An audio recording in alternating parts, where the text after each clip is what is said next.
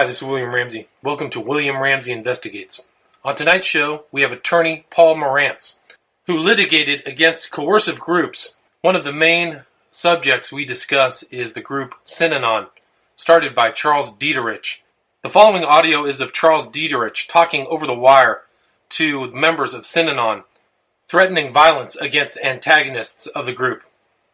After the audio of Charles Dieterich, there will be a 3-hour discussion with Paul Morantz concerning his 2 books and his experiences litigating against coercive groups. This interview will only be 1 hour. The following 2 hours can be found on my YouTube channel at William Ramsey Investigates. Thank you very much. And I keep thinking of the militant posture. Militant against you, don't tread on me, something like that. That's what I think we must do that. I think we must do that. And I think taking this kind of a posture will decimate our population once again.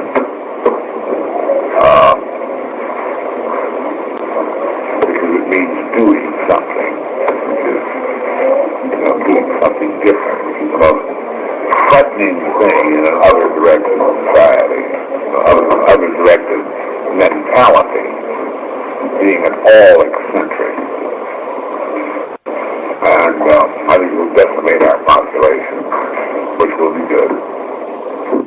There are lots and lots of people. We don't know who they are yet. Some of them are in Synanon, not too many, but they're looking for an aggressive, militant, religious posture, not lying down with the mind, and not passive,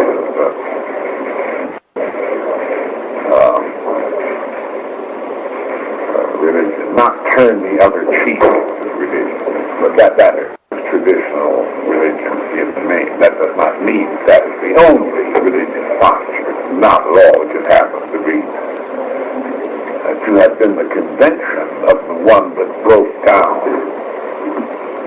Now, I think we'll go over to the other side, and I suppose that we will be in the vanguard of that one. We've already tested it out in various small, tiny, minuscule ways by beating up the Denver punks, by beating up the San Francisco punks, by chasing the dingbats around with our hay rooms and so on. We're beginning now, most ineptly, to throw people downstairs in Santa Monica. We won't be as inept at this in another 6 months. We will not be inept at all. And I think that we could, without too much effort, get a reputation that will be all over the United States within 1 year's time. Don't fuck with Synanon in any way. I think that's what I think that's what I'm trying to do. I'm trying to do that, and I'm trying to bring that about. I think that is the new religious posture. We'll see. Maybe I'm right. I think we will bring that about. We started quite a while ago with the Imperial Marine deal and so on. We're doing that. We're taking our best people, putting into this kind of situation. It is our intention to do just exactly that. We're not going to mess with the old time, turn the other cheek, and religious posture. We're going to, our religious posture is, don't mess with us. You can get killed dead. Physically dead. And we're going to crack some bones. Not too many, you don't have to.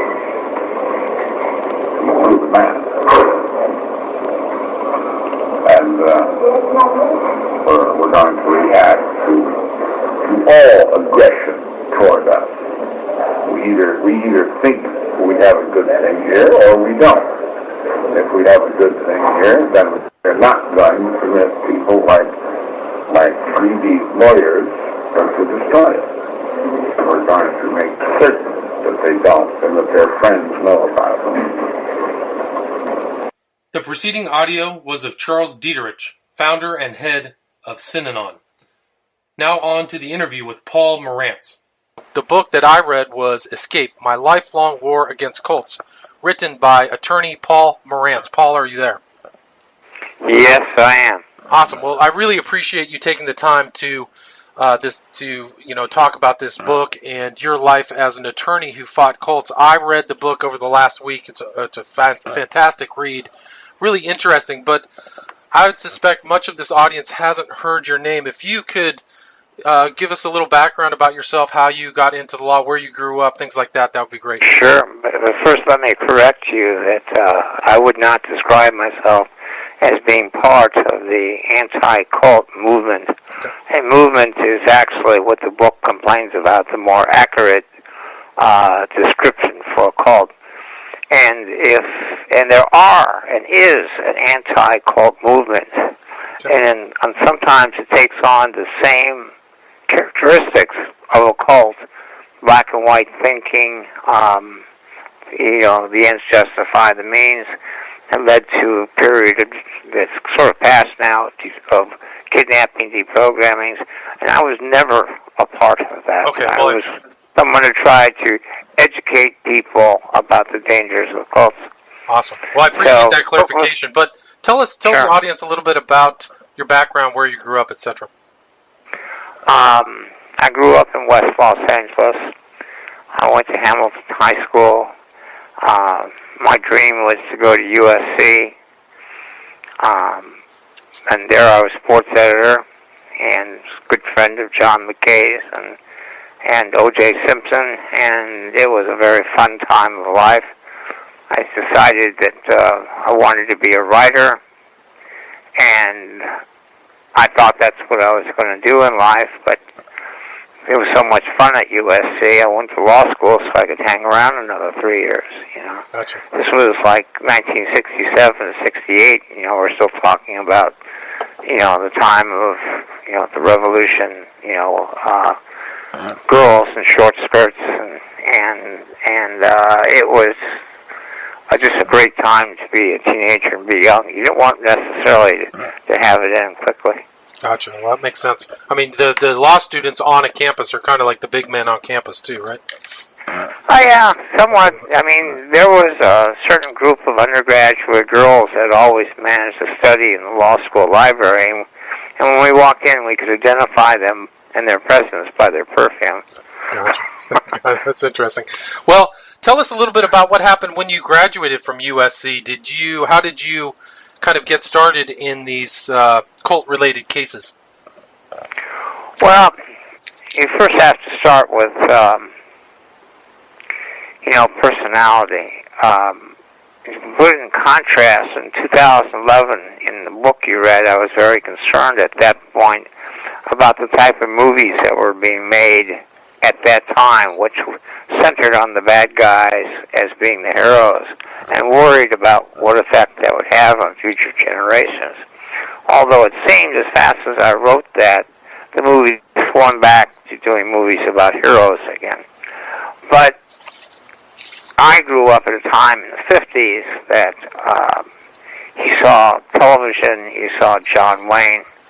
A big thing in my life was when I was 9 years old, watching the episodes of Davy Crockett and Walt Disney's Wild World of Color. And all those things had sort of great effects on me. And I remember seeing the Audie Murphy story. If you know who Audie Murphy is. He was the World War II military fighter, is that correct? Yeah. And so these were my heroes. And yet I never felt that I could be a Audie Murphy type or a John Wayne. And I certainly wasn't a match for Davy Crockett. Although he was the one I admired the most because he had these principles, be sure you're right and then go ahead. And so when the big thing was when Al Pacino played Serpico in the movie Serpico. Yes. I must have watched that 3 times, read the book, and it was... I felt that I could do that, and that I probably would like doing that, and that what Serpico did was it wasn't a physical, he's going out and attacking the Indians.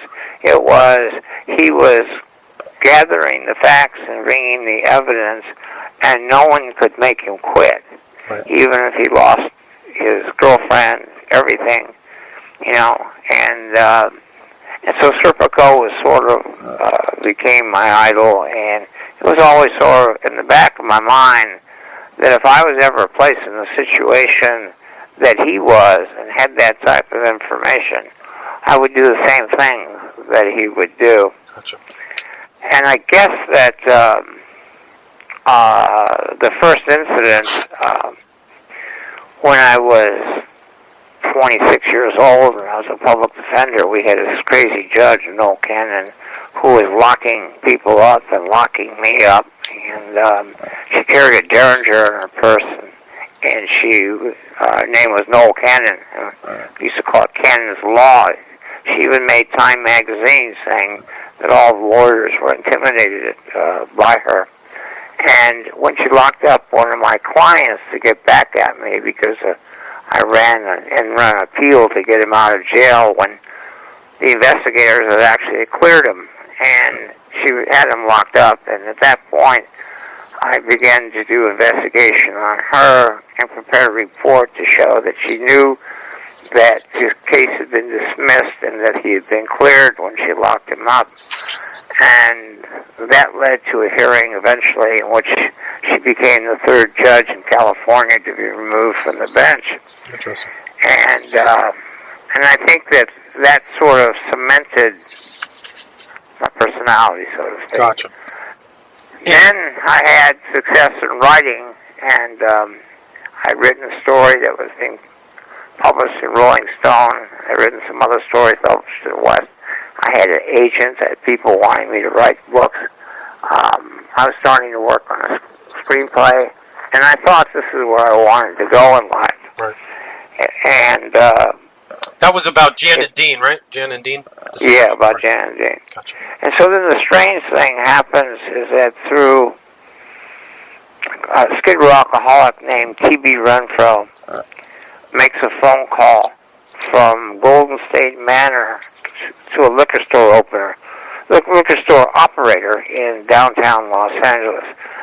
They weren't allowed, the Skid Row alcoholics, to use the phones, but one nurse let him make a call, and he said to the operator that I'm being held prisoner here.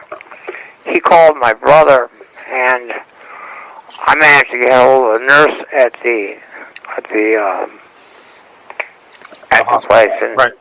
She confirmed to me that there was a whole series of Skid Row alcoholic people that she believed there was no reason for them to be there. It was a mental ward, and that they had been brought strangely by this man named Weldon. She had done a little investigation and found out that they arrived the same day that they left prison for drinking. Interesting. So, I thought they were probably there on probation. I just didn't understand it. On probation, a judge can say, instead of jail, or for a shorter jail sentence, you agree to go spend time in a nursing home.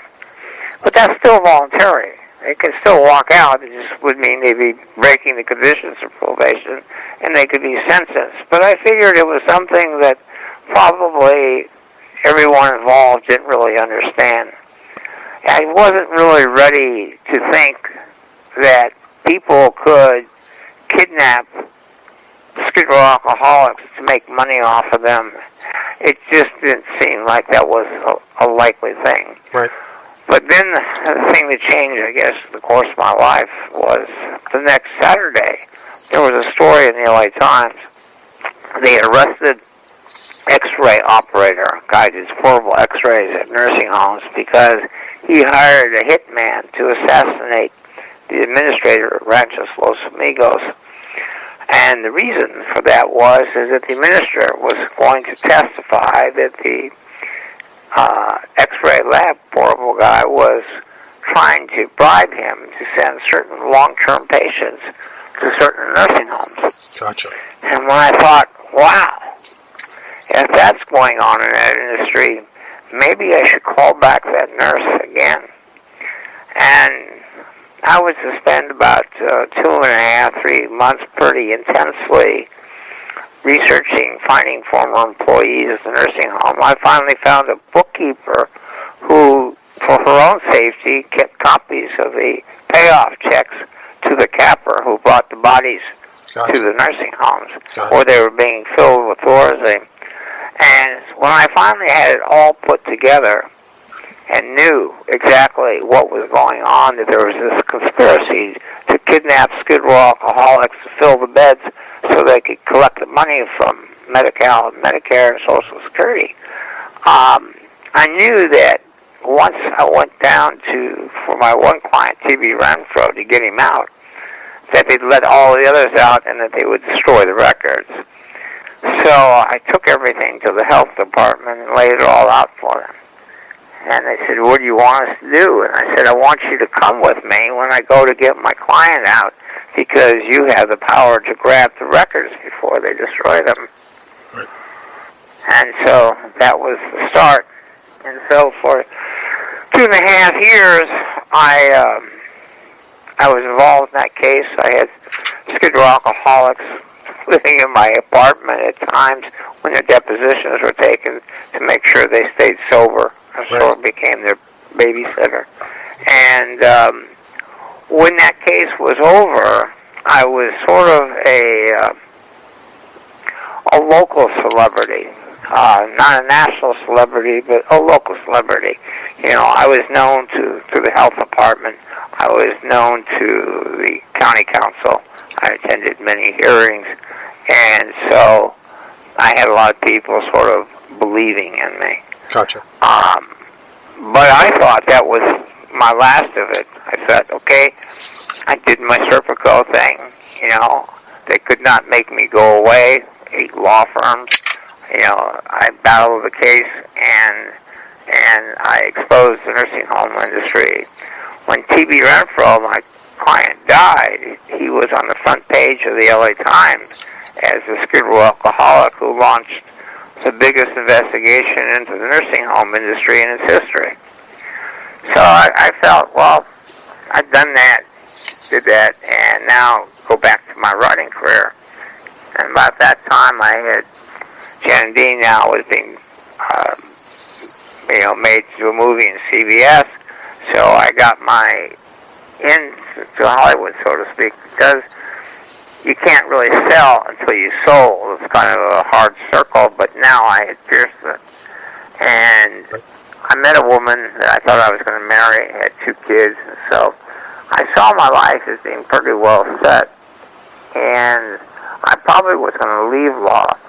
I wanted to sell the next screenplay or write a book, something to just give me a little more security and confidence, because I wanted to raise these kids and marry this woman, and so I couldn't go back to, writing in some apartment, selling magazine stories, like the Rolling Stone that did not really pay the bills, Right. Unless you went on a staff, and I don't think I would have wanted to do that. So I took a job at a law firm and was living a pretty normal life and thinking probably that that's what I wanted. Meanwhile, in 1976, I think it was, this woman, Frances, met Ed visiting from Los Angeles and Georgia. Ed worked from Western Union. Now, Western Union is for all the youth out there. This was long before the internet and email. People sent messages, believe it or not, by Western Union. It's long ago, past history. It'd be like getting the original printing press. Right.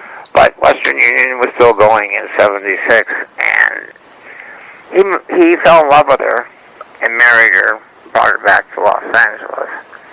And she had some history of emotionalism after she broke up with a boyfriend, and now she lost a job, and she was having unfounded fears about her husband, and he might want to leave her, that she wasn't holding up the marriage. She had unfounded fears that something bad was happening to her parents. She was becoming moot and sitting in a chair while they were watching Laker game. Tears were rolling down her cheeks. And Ed decided to take her to the UCLA neuropsychiatric the next day when he got off work. But in the morning, he dropped her off at Venice Family Planning Center to see if she could get a tranquilizer. Venice does not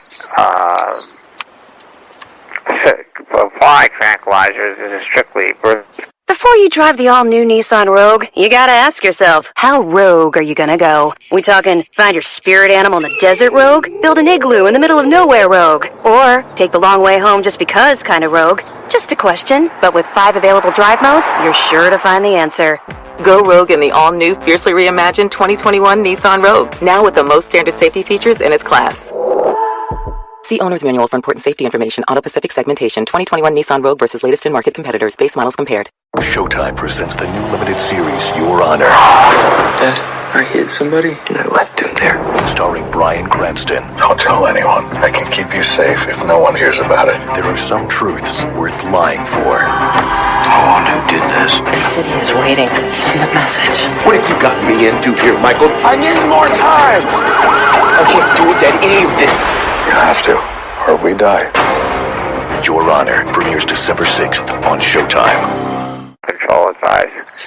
And the person there, husband was a donor lawyer to Synanon, and he said, she said, why don't you go to Synanon? Maybe they can help you. And she took a taxi cab ride. And as she said, going up the steps, that someone said to her, don't go in there, you'll never come out. But she went in, and she went upstairs, and she answered a few questions. Do you want Synanon's help? Yes. You know, will you do what we said? Yes. And then they came up, and she had waist-long hair, and they shaved it all off, bald.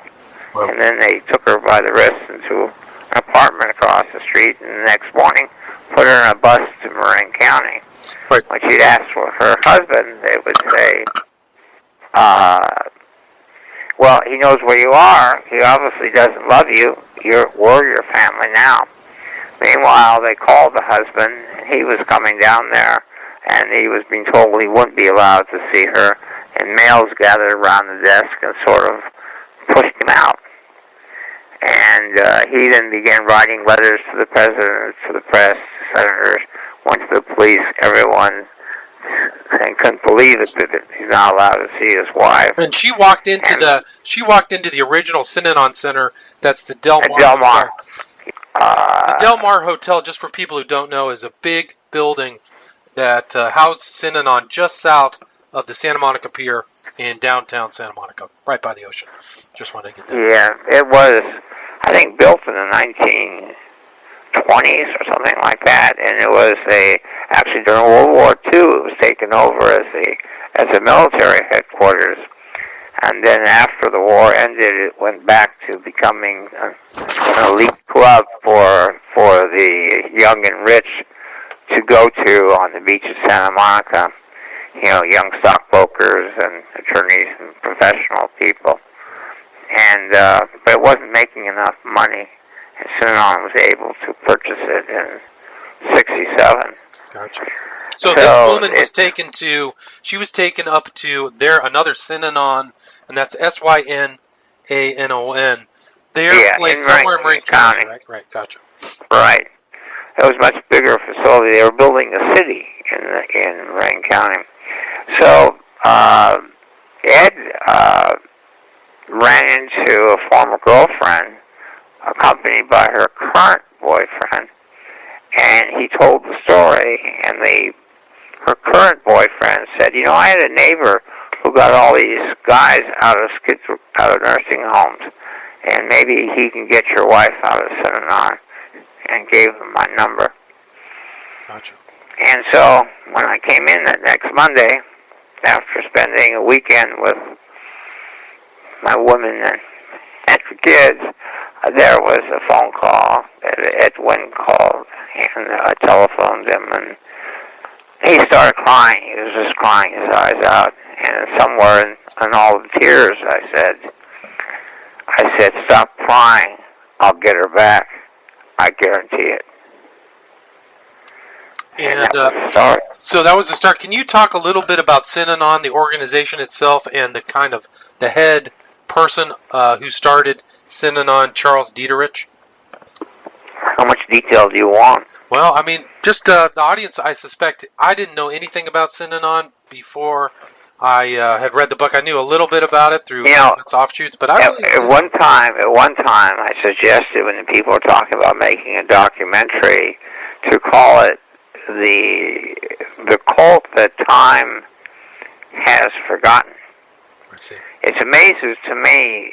It's like, of course, I meet people who don't know who Patty Hearst was, but it still amazes me that how fast Synanon has, because it was a big story. It was a really big story. It occupied the headlines of newspapers and magazine features from its conception in '58 to its end in 1991. Right, for one period of time, when they tried to kill me, it was the biggest story in the country. Wasn't Synanon like a massive landowner? They owned tons of property in Santa Monica. Isn't that? They were the biggest landowner, Santa Monica landowner. Gotcha. And they were worth in the '70s about $33 million, which just Jonestown was by comparison, I think, was $6 million. Gotcha.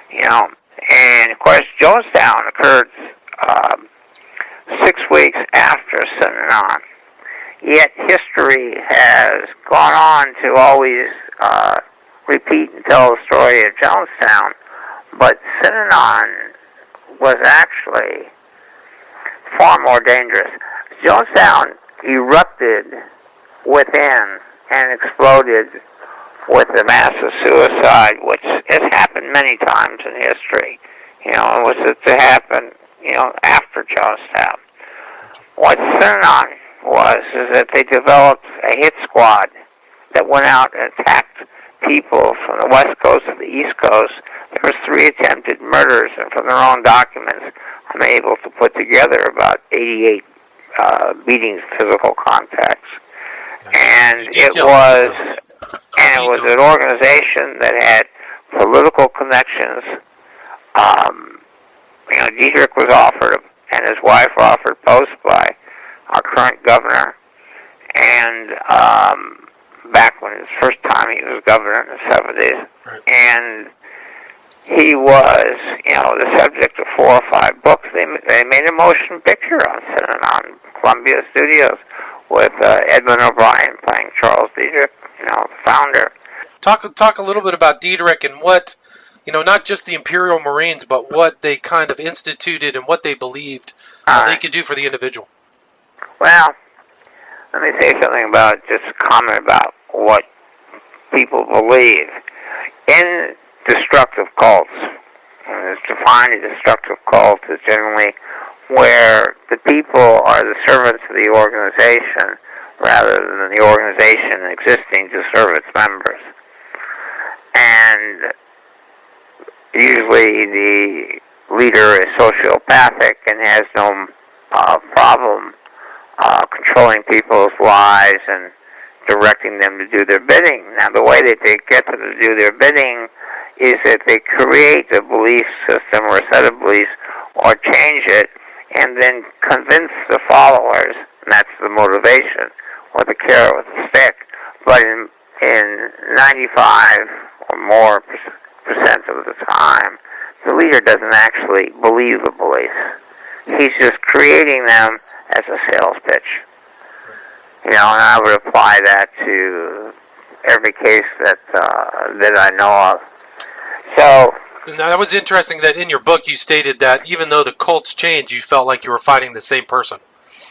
Yeah, that's true. I felt like I was fighting the same personality over and over again, whether his name was Charles Dietrich, Werner Erhard, L. Ron Hubbard. My concerns today are over the future, president-elect.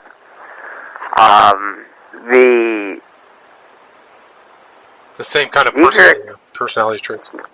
Yeah. I mean, it's a lot of things the president-elect said I've seen come out of the mouths of cult leaders, including saying, I have a movement, I will, bring back waterboarding and a lot more, and I want to hold rallies where everyone comes out and cheers me. These are, things that... Well, those are similar to the things that Dietrich did in Synanon, right? Didn't he have, attack groups, and he used to speak over the wire or something? Can you talk about that? It's consistent with George Orwell's predictions, and it's consistent with Nazi Germany. I would say the first thing to explain about Dietrich is his childhood. He was born in Toledo, Ohio.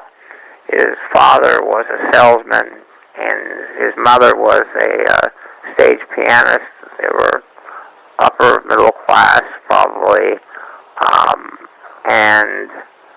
but the father died when he was 4 in an automobile accident, drunk. And his mother made Chuck the favorite of the 3 kids that she had, as he was the oldest, and he was sort of at a very early age made into the man of the family.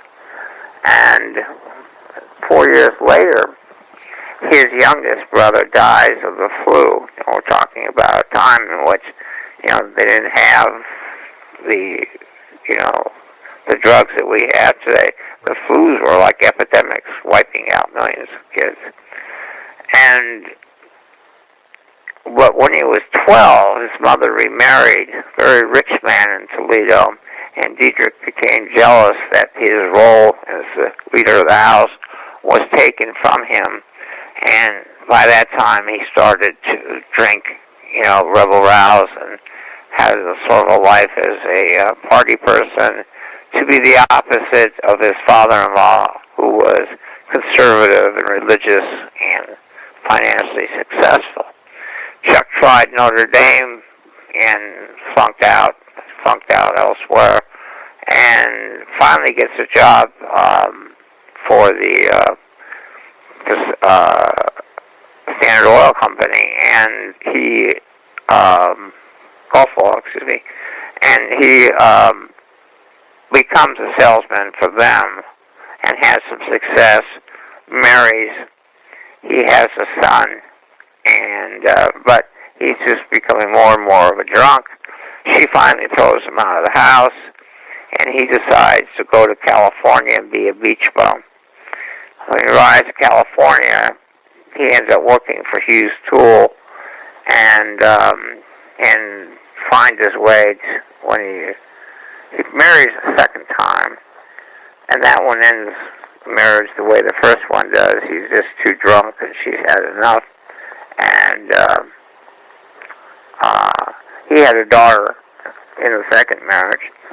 After they divorced, his second wife's new boyfriend, when she broke up with him, shot her, killed her in front of Chuck's daughter, J.D. Wow. So J.D. ends up coming into Synanon, and she will become later the heir successor. When Dietrich became an AA fanatic and rose within AA, he volunteered for an experiment that was being done to see whether or not a new drug might help alcoholics stop drinking. And the drug was LSD. And Dietrich took it and had this great experience where he believed that he saw the world as it is. There was no good, there's no bad, it just is. And went through a period of reading philosophy books and psychology books, and then began to speak in those tones at AA instead of the normal religious tones. And he developed a following that would come to his apartment after the AA meetings, and they would enter into a circle and play what was later to become called the game. And the idea was you can scream and attack anyone's behavior, and you don't even have to be telling the truth. You can say anything you want to have a cause and effect. And a couple addicts came around and were allowed to participate. AA in those days did not allow addicts in because of the belief it could not be cured, and they would just rob and steal. And these addicts stopped shooting while they were there, although later they would go back to it. And more addicts came around. The alcoholic people didn't want them, and AA said they can't come to meetings. And so Diedrich stood up at AA and, accused them of bigotry and everything. He made his decision. And his decision was, well, you got AA for the alcoholics, but there's no one for the addicts. So he tossed out the alcoholics and kept the addicts. And at first it was just a small storefront in Venice called the Tender Loving Care Club. Right. But when they found the name was taken, when they finally incorporated in 58, someone had smeared the word for their games. They were called Rule Synonyms at the time. And actually, they were called seminars or symposiums, and someone slurred the word together and got synonym. And Diedrich spelled it in the sand, and the beach played with the words, and then he said it would look good on the trucks. And so in 1958, Synonym was born. And Diederich said it would one day be bigger than Coca-Cola, right? Right. And a lot of people thought that, this was finally the birth of Camelot. And in some sense it was. I mean, Synonym was actually in this history of quest for utopia, it maybe got closer than most. Interesting. It got to the tip, but, it's like if you read George Orwell, or if you believe in his philosophies, mankind could never create utopia because he's too flawed. And in the end, it will crumble. And that's kind of how it played out in Synanon. I mean, even though they attracted people like Leonard Nimoy, Robert Wagner, they had their own kind of strange kind of doctrines and phrases that they used for their stuff. They, talked about... Every cult does. Every cult makes its own language, whether or not Scientology, Synanon, Moonies. And Lifton, Dr. Robert J. Lifton, in his book on the brainwashing of the prisoners of war, said that everyone thinks they're becoming smarter because they're learning these new phrases and these new words. But he says it's actually reducing your capacity to think because your language is being reduced to small phrases. Right, gotcha. And to repeating small phrases. So you're actually not, it's the language of non-think. Gotcha. Yeah, I mean, it's interesting, all those phrases and terms. And I mean, he was basically like a human potential. It became a human potential movement, right? From kind of drug rehab. Yes. I mean, I could go on for a long time about Maslow, who was sort of the creator of all this. But see, Synanon just copied, as it went along, sort of whatever was popular at the time. So in the 50s, you had the coffee houses and the beatniks. And so the image of Synanon was a coffee house and where people played bongos. And so Hollywood sort of discovered it. Charlton Heston, like I said, Natalie Wood, Lucille Ball. Everyone was coming down, Steve Allen, because they wanted sort of an escapism, they thought, from, if anything, from the phoniness of Hollywood. Synanon was real. People talked, supposedly, about real problems and the problems they had growing up. and it was very attractive. The amount of non-addicts who would come to their Saturday night parties and donate money just kept growing and growing, and Synanon became more and more famous. And then it just kind of went sour. I mean, you talked about the Imperial Marines. You talked about some of their strange stuff. Well, it's a lot slower process than that. You know, it's in my other book, Miracle to Madness. You know, I only tell the story of Synanon. You know, it's a huge book, 670 pages, and it's meant to be the most complete study of one group that you'll ever see. I had every newspaper ever written on Synanon. I had all their memos. I had tape recordings of Dietrich, and I was able to put together this amazing story of history. But it was, you know, first the addicts began to use the language of the street, you know, the swear words, and they were allowed in the game so you could, you know, attack people. You were not allowed to commit violence, and you were not allowed to threaten violence. The belief was that that would stop people from speaking. And then also, if there was violence, that the police were waiting to tear them down. Synanon was born in controversy. You had a group of criminologists like Louis Jablonski and different people that thought it was, you know, the greatest thing in the world. And you had a senator tell John F. Kennedy that it's the miracle on the beach. Santa Monica was against it. They did not want a beacon attracting addicts from all over the country who would then fail and then, you know, occupy Santa Monica. Right. They wanted Synanon, you know, gone. And they arrested Dietrich for operating a hospital without a license and out of zone from that point, using a National Guard armory that was located on the beach right on the edge of Santa Monica. And Governor Brown Jr. signed a bill, Pat Brown Sr., his father, signed a bill in 1961 that exempted Synanon from health licensing under accepting the Synanon argument that the public had failed in curing drug addicts. So keep the state out of Synanon and let Synanon go its own way and find its own cure. Gotcha. And that was accepted. There was a very powerful minority view that Synanon didn't cure anybody but absorbed people, and that it had cultist aspects, and that one day there would be a state of mind in Synanon that they were afraid of. Turns out that those people were the ones who had a better crystal ball.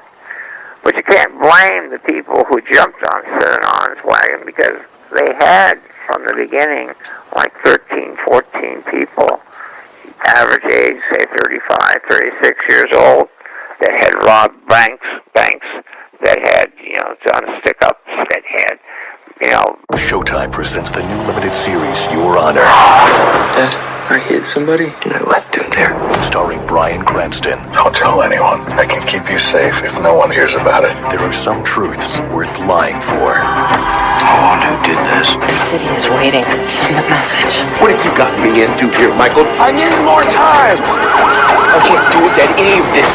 You have to, or we die. Your Honor premieres December 6th on Showtime. All right, guys, here we go. Let's stay sharp. Your friends are really good gamers. Huge attacker spotted behind the tree. That's you. Got him.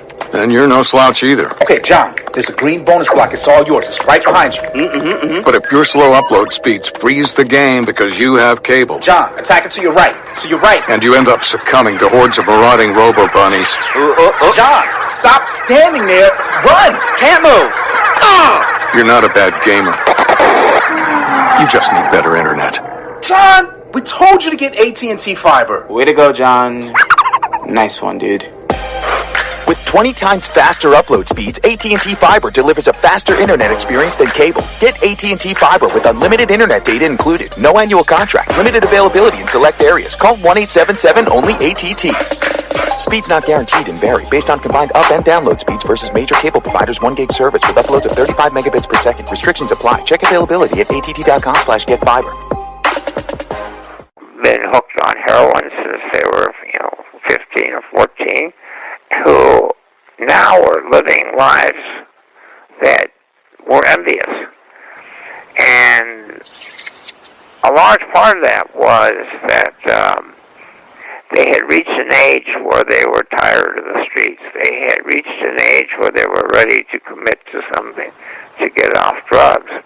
And then Synanon sort of made the discovery that, one is, there was hope, because at that time, in 1958, the idea that you could ever cure a heroin addict was thought to be impossible. There was no hope.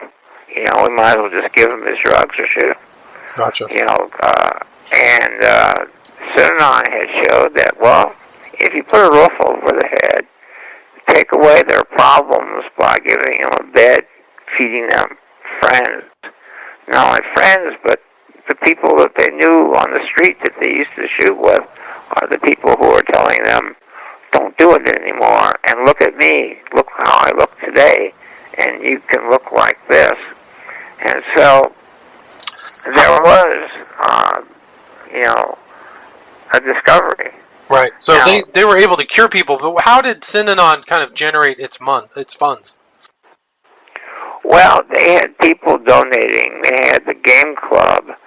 And then Diedrich was a pretty smart businessman, making some deals on property. A gas station company let them buy some gas stations that they ran.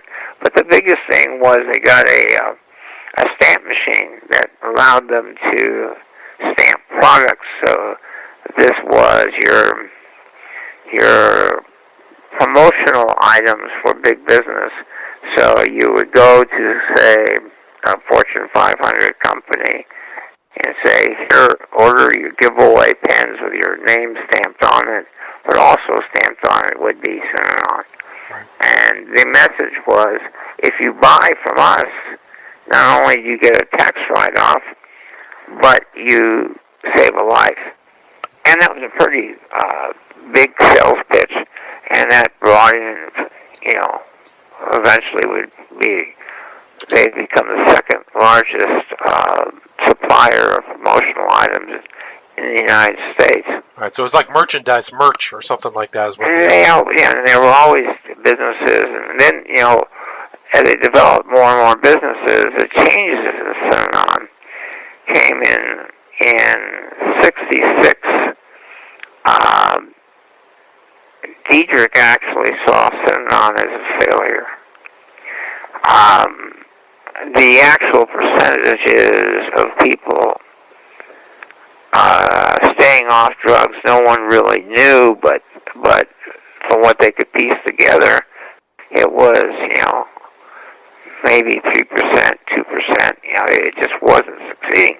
Gotcha. A large part was they were getting younger people. A lot of people coming, on the information.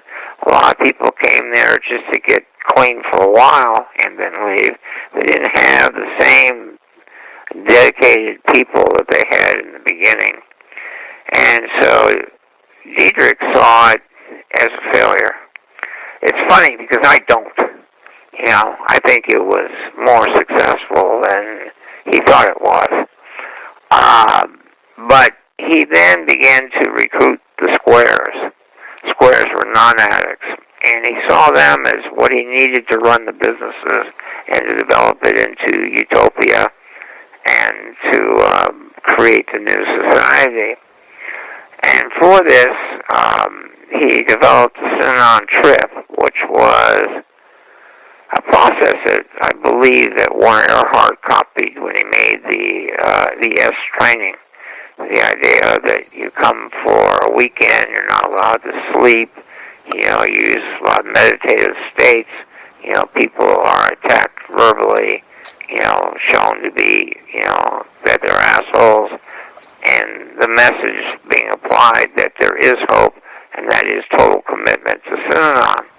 And so through the trip experience, squares were then sucked into Synanon. They would turn over all their money and their wealth. And it's very interesting, both with Jonestown, with Synanon, and a lot of these groups that started helping poor people. That really changes in them where they became sort of crazy and violent is when the middle class started entering. Interesting. And, yeah, it's kind of interesting. It seems to be a common thing. But the people from the middle class, some of them are coming because they want the power. Gotcha. Who are these people? Most of them are good people, but they're just lonely. They're unhappy. They don't particularly like freedom. They want someone to carry a big stick, a big daddy, and tell them what to do and how to live, and give them their meals and their jobs and their friends, and most of all, give them a purpose in life. Gotcha. And that is always a large part of the population at all times in history. That's why we have cults over and over and over again, right. Is because you have this group of people, and they do live better and happier in such environments. The trick is to keep it from going bad. You know, well, in Synon's case, Diedrich in 1967, he said there's no more graduation. No one ever leaves. This is a cradle to grave. That's why a lot of people think that the Eagles song, Hotel California, was actually written about Synanon. That's interesting. So how did the Eagles know? How did the Eagles know about Synanon? Well, everyone knew about Synanon. Synanon was big news, and also there's this connection between jazz and musicians and Synanon because those are the people who hooked on drugs. So a lot, musicians and jazz musicians went into Synanon, but from this period they never came out. So that to leave was no longer allowed. The idea was that Synanon was a failure, and that the only way that someone stays off drugs is to stay here forever. Gotcha. What do you think that Synanon's peak membership was? About 1800, 2000. That was what, in the mid-70s? Early 70s? Yeah. And what? It just kept steadily growing each year. In the 60s when he closed it, there's probably about 580, something at that time. But when he built a city in Marin County where it could be a cradle to grave society, he instituted containment.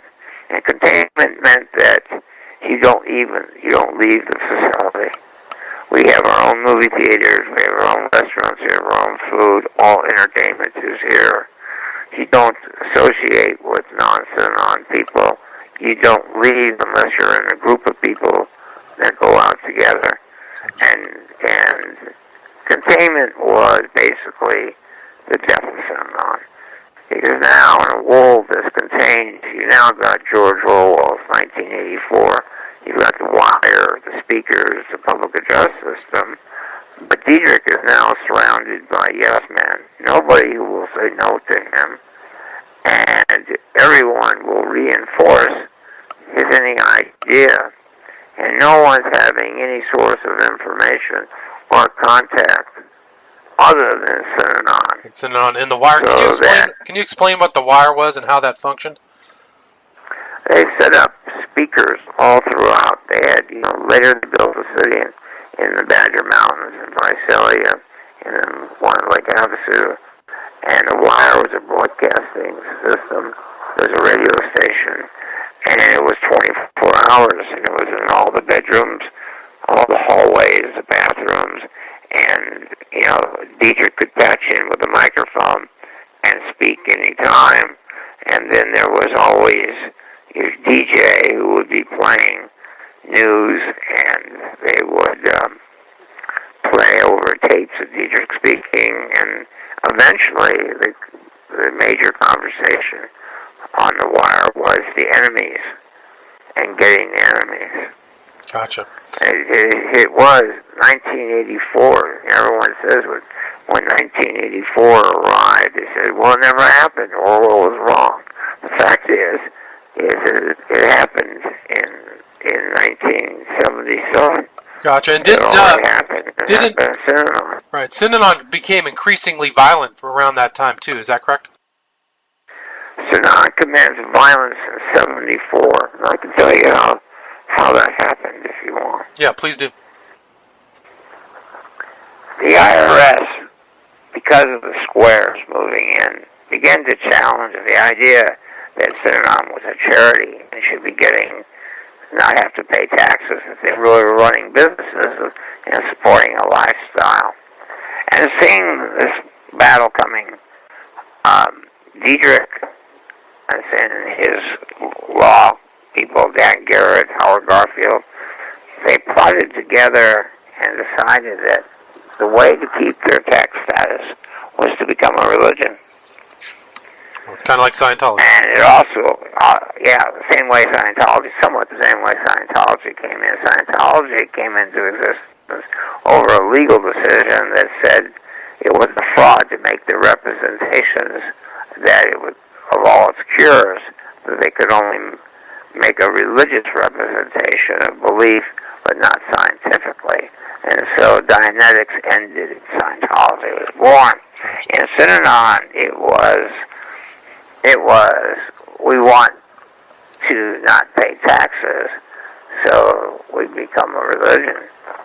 Now, another thing that they did was, now up to this point, you remember Diedrich's younger brother dying of the flu and the role he had as a small kid.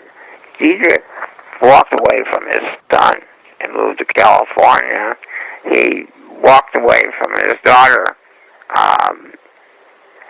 He had never shown any interest in kids. In fact, on tape recordings, you have him just basically say he doesn't like them. And so inside Synanon, babies were taken from their mothers at 6 months and put in a hatchery where they would be raised by the community, and parents were discouraged from ever seeing their kids. They don't belong to you, they belong to Synanon. But by now, you've had kids who had grown up and been 18, and they basically leave. And Diedrich says, well, we spend all this money feeding and raising them, and then they leave. So we don't profit from this. So why do it anymore? So, and he basically orders, starts a vow of childless to have no children. But first, he says we're going to take in the teenagers who are troubled and apply the Synanon system to them. And the Synanon system was to put them in the game, make them work jobs, and to strict punishments and a system of rewards and punishments and order to act a certain way or you will be punished. And they then applied to juvenile departments and to the state and said, hey, don't spend your money putting these kids in juvenile hall. Send them to us, and we'll fix them. And this became known as the Punk Squad. And these kids were streetwise and really didn't want to be there and wanted to get back. And so the Synanon system didn't work at all. And Diedrich got frustrated. He felt they should be respected by these punks. And so he ordered that you could hit them in the face, kick them in the ribs, knock them to the ground, and then just put them in a game to discuss them why they got treated that way. And they even kept logs on it, which I have. I knew they beat up. And then eventually it spread to even the kids that were born there. If they acted out, they could be subject to this treatment. And then if a kid tried to escape, he was beaten. And if a kid tried to steal money or something to help him escape, there's one kid, Clifford Zipperary, they brought him up on the stage, and 4 people were beating him up while it was played on the wire, so that everyone could hear him screaming. Wow. Dietrich called it a carom shot that affects the behavior of one person. It spread. And then it was people who stole from Synanon to go out and teach them a lesson. And from there, it was just a short jump to anybody who says anything bad about Synanon, anybody who does anything to harm Synanon. And then Dietrich trained the Imperial Marines as a hit force to go out and get the enemies of Synanon, which is seen as lawyers, the media, or anybody who would say or do anything against Synanon. And that's how it went from nonviolent to violent. Dietrich even announced it in a press conference in 1977 that the rule of nonviolence was no more. And you got caught up in the violence, right? Yes. Okay. Well, we'll talk about that. This is Paul Morantz. He's going to finish up this incredible story about his involvement or his knowledge of the cult Synanon in Santa Monica when we return on the next hour. Hi, this is William Ramsey. We're back with Paul Morantz, attorney Paul Morantz. We're finishing up his discussion about Synanon, so he has some clips he'd like to play for the audience. Paul, do you have those clips? It's 3 clips from 3 different groups, and if you don't believe that brainwashing exists, you may have a different opinion. They say a picture's, worth 1,000 words. These 3 tapes may be more than my book, because it's real. And so, first this is Jonestown, and the setting is before they take the Kool-Aid, and people are giving testimonials to Jim Jones, and one man says that he will lay down his life, and but not his daughter's. And then Jones gets the crowd to sort of convince him that he should kill his daughter, which he finally, if you listen carefully, he says that she'll die too, and then everyone starts celebrating. It's pretty hard to believe. When I teach at USC, I actually found that my audience, it was very hard for the students to listen to this tape, so I kind of warn you. Father went on and on into the night, his congregation scared and confused and worried. He needed them now even more. They responded often with shouts of praise and murmurs of amen, and lined up to come to the microphone to testify to their love for him and their love for socialism, a love so pure they would do anything to prove it, commit suicide, even kill their children. How do you feel about you may die tonight? Dad, from 68 to 69, the captain sent me to Vietnam to fight a war that I didn't know anything about. I had no principle to die in that war. You have saved my life so many times, Dad. Now I don't have no life of my own. I'm living on your time. I would die for you right now, Dad. I'm willing to face the front line with you right now. Thank you, Dad. Since I've been here, all I've seen is the beauty of socialism, and I feel that my life is fulfilled. And if death comes, it's no big deal to me because I've already lived my life just being here with the family. Thank you, Dad. Thank you. We were trying to light candles, not push buttons. I'm prepared to die for this family if I have to for freedom. Thank you, Dad.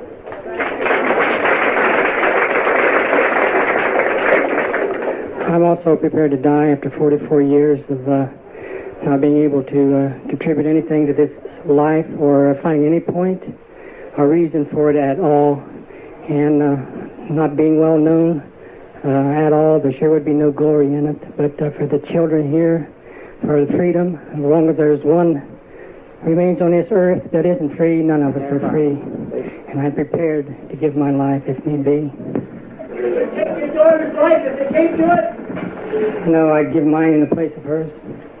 Would you like her to be taken by the fascists then?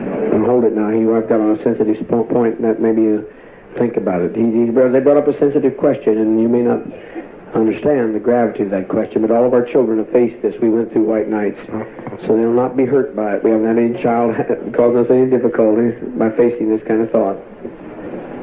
Jerry, the question would be, if the fascists were coming up the road right now, and we were going to lay down our lives and fight for it, you say you would give your life for your child's, but would you leave it for the fascists to have? What would you do in that case? If it came to that, I would have to take her life. Fine. You understand that? You understand that? Will you? But she's so old, she'd fight. How old is your child? 11. And she passed the age. We fight at 11. It's under that we consider that. She would take up a cutlass and fight till she was dead. Unless it came to an overwhelming invasion, then we would gently put them to sleep, which we have, where they never know what hits them. We are already prepared for that. A people who are really loving and a father who's genuinely compassionate is prepared for all such emergencies. But you don't do that as long as there's alternatives in which you can make a mark. You don't do that unless there's alternatives. All alternatives are closed for you to make a mark against fascism. Yes, I think you all should die tonight if it's our turn. I'm willing, Father, to stand with you all the way, just like I always have told you 3 years ago. If everything seems and will. Showtime presents the new limited series, Your Honor. Dad, I hit somebody and I left him there. Starring Bryan Cranston. Don't tell anyone. I can keep you safe if no one hears about it. There are some truths worth lying for. Oh, who did this? The city is waiting. Send a message. What have you gotten me into here, Michael? I need more time! I can't do it at any of this. You have to, or we die. Your Honor premieres December 6th on Showtime. Showtime presents the new limited series, Your Honor.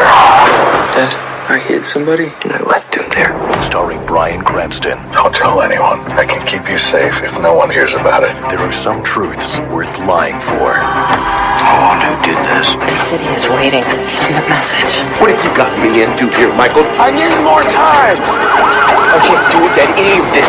You have to, or we die. Your Honor premieres December 6th on Showtime. Always be the same. I'm not changing. You don't need to say no more. I remember your fight. I love your Father. I know you do. I know some of my people that others go. I felt like still gonna hurt you. When they hurt you, they hurt me. I'll tell you the truth. I'm not gonna lie. You're the only father I have. It's the only family I have. I give up my brother. I remember you fighting. You. I remember when you sang, I never heard him. Sing it for us right now. I'm going to sing it for you.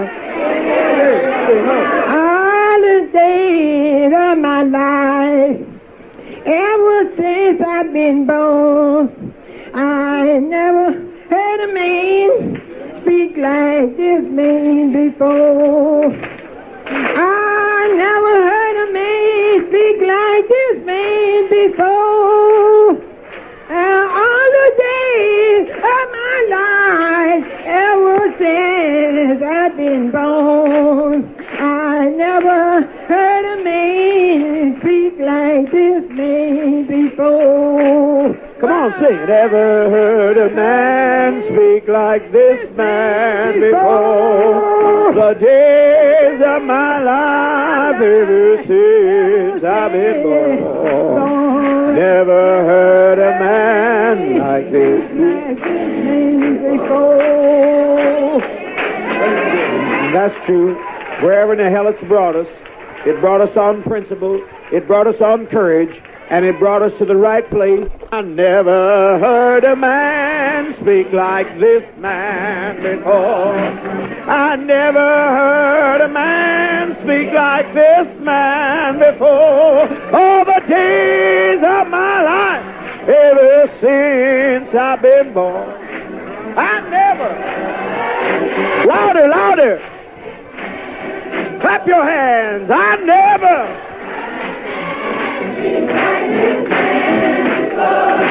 I never heard a man speak like this man before. All the days of this life, Ever since I've been born, I never heard a man speak like this man before. Now make your sound move.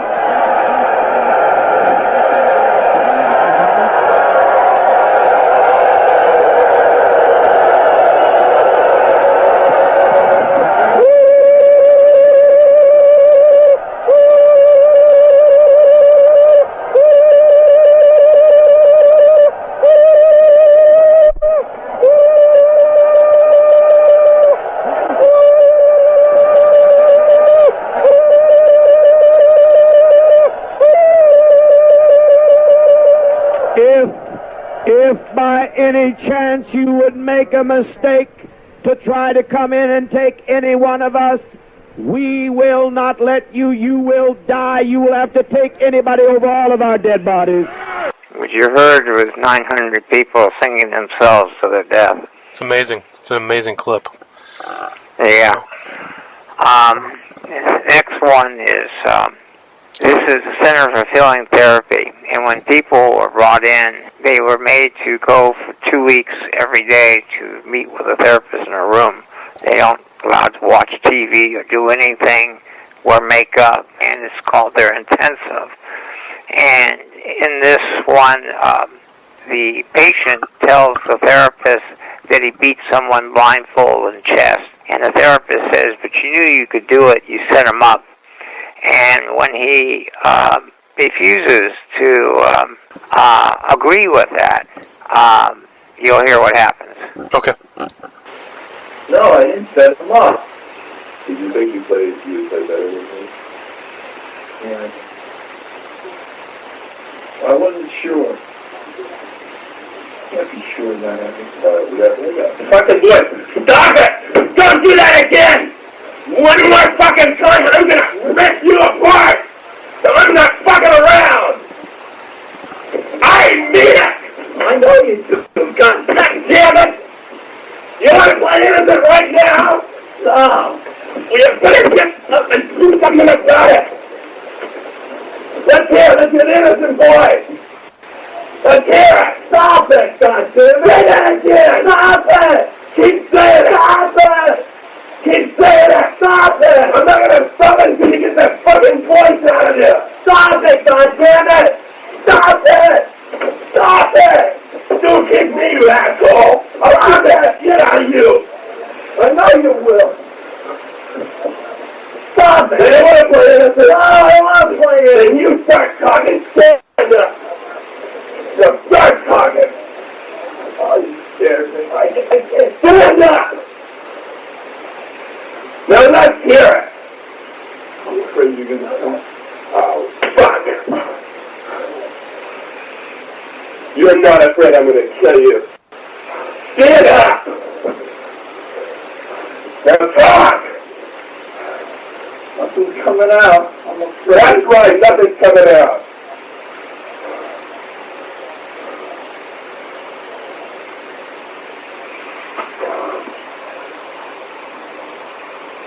I'm afraid of this all the time you're gonna do this.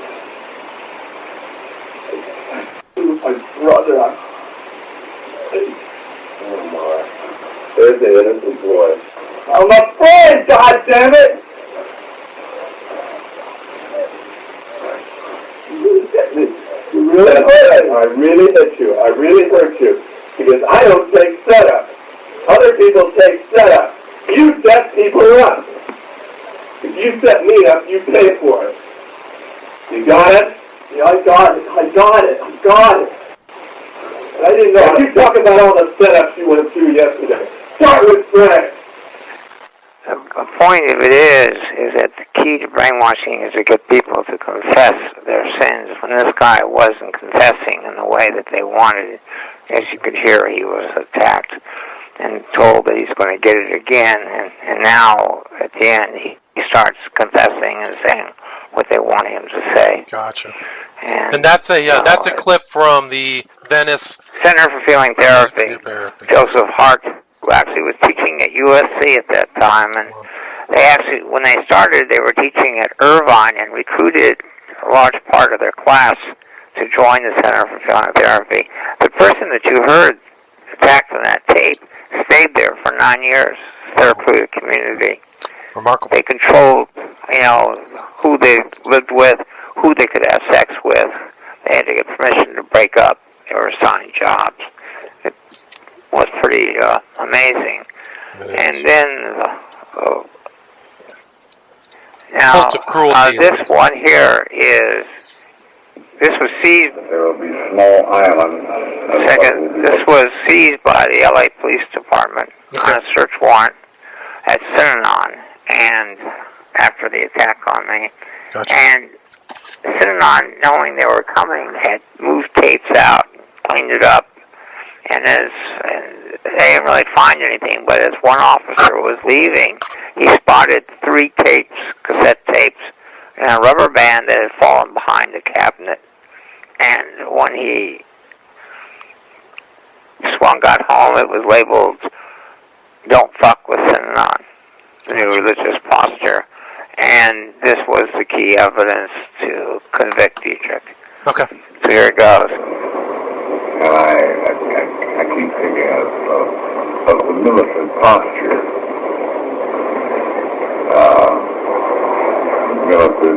Again, don't tread on me, something like that. And that's what I think we must do that. I think we must do that. And I think taking this kind of a posture will decimate our population once again.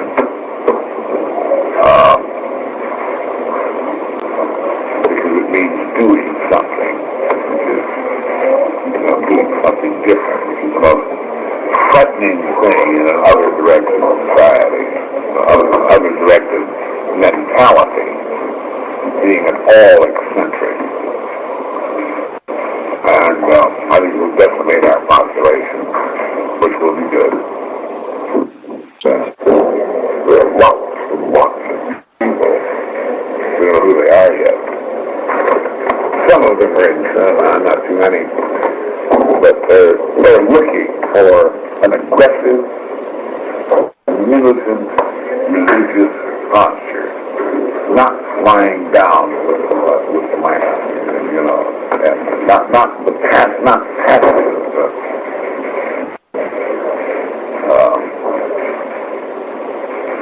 religion, not turn the other cheek religion, but that is traditional religion in the main. That does not mean that is the only religious posture. Not at all. It just happens to be to have been the convention of the one that broke down. Now, I think we'll go over to the other side, and I suppose that we will be in the vanguard of that one. We've already tested it out in various small, tiny, minuscule ways by beating up the Vancouver punks, by beating up the San Francisco punks, by chasing the dingbats around with our hay roofs and so on. We're beginning now, most ineptly, to throw people downstairs in Santa Monica. We won't be as inept at this in another 6 months. We will not be inept at all. And I think that we could, without too much effort, get a reputation that will be all over the United States within 1 year's time. Don't fuck with Synanon in any way. I think that's what I'm trying to do. I'm trying to do that, and I'm trying to bring that about. I think that is the new religious posture. We'll see. Maybe I'm right. I think we will bring that about. We started quite a while ago with the Imperial Marine deal and so on. We're doing that. They're taking our best people, putting them into this kind of situation. I is our intention to do just exactly that. We're not going to mess with the old time, turn the other cheek, and religious posture. We're going to, our religious posture is don't mess with us. You can get killed dead. Physically dead. And we're going to crack some bones. Not too many, you don't have to. Improve the man. And we're going to react to all aggression toward us. We either think we have a good thing here or we don't. If we have a good thing here, then we're not going to permit people like greedy lawyers to destroy it. And we're going to make certain that they don't and that their friends know about them. That's remarkable. Well, what year was that? Yeah, and it was remarkable, but as I'm listening to it, who does he sound most like that you've been hearing talking somewhat similar to that? Well, that guy, that Dieterich sounded a lot like Jim Jones to me. Very aggressive. Well, yes, but I'm talking about in the recent last year. Oh, I think that Trump. Yes. We're going to bring back waterboarding. We're going to do a lot more. We're going to, make America great again by, what we're going to do to our enemies. I want to stop the libel laws. It's one of the reasons I'm frightened is because I've heard this tape. And I could see, similarities. Do you know what year that was that he recorded that? Yes, it was September 5th, 1977. 77, so it was but this was at Morning Court, in Morning Court in Synanon. Dietrich would have the microphone be played on the wire, be over breakfast, and it would be replayed over and over again. But they would write down summaries of his speeches at Think Table.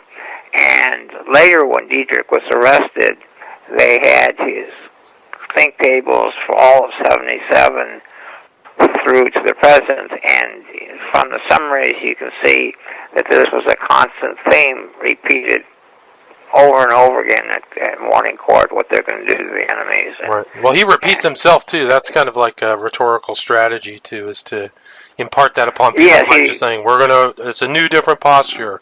No more, turn the other cheek. He just sees that over. How long did that take for? Well, I just paid you, part of it. How long is this usually? It went on. Well, like 30 minutes? Would he drone on for hours? He might. He could go on because he could go from subject to subject. There was another tape that they seized called "The Freebies Are Over," which planned how they were going to get the money out of Synanon to their private pockets. Gotcha. What's amazing is later in the tape is one of the lawyers speaks up, and it's like talks about me. And so you realize that makes it so chilling is you can hear people, having breakfast and listening and joining, saying yes, and there's nobody who says, wait a second, we can't kill people. Right. Yeah, it's crazy. Well, let's go back. Let's go back to where we think it's crazy, but it's not. Well, it's the way human beings are. It explains. Cults are microisms of larger society. When you really study them, you sort of understand what happens in nations at a bigger level. You sort of understand, why ISIS was so predictable, a result from the Iraq War. You understand how people polarize, particularly when they're attacked. Right. And I think it had a lot to do with the way the election went. With the if you look at my book, it was written 2011. It came out in 2012. Mm-hmm. And I said, what does the future hold after the economic chaos in 2008? Right. The fear over loss of jobs the modern technology has, and the globalization, and then the ability for someone to rally people through social media. What will the future hold? Of course, I never said, the person, that was very portentous because Trump clearly is playing off of people's fears, and he's a master of social media. They say he's one of the best users of social media they've ever seen in a political sense, sending tweets all day. It may be, what was more interesting to me in one sense was that, the media took Nixon down. Bush had this high rating, and then when they finally woke up, the media took Bush down. But Trump, the media exposed him way before the election. I mean, nonstop. I was just wondering, well, who's reading Time, Newsweek? Who's listening to John Oliver? I mean, it was hard. But now I sort of realize that it's what George Orwell said and Eric Hoffer, that when people are afraid and they're losing their freedoms and they're worried about themselves, they want someone who's going to bring a boot down on somebody's face. Yeah. And that's been history. Actually, if you look at it, it starts before the president election. We're just not paying much attention.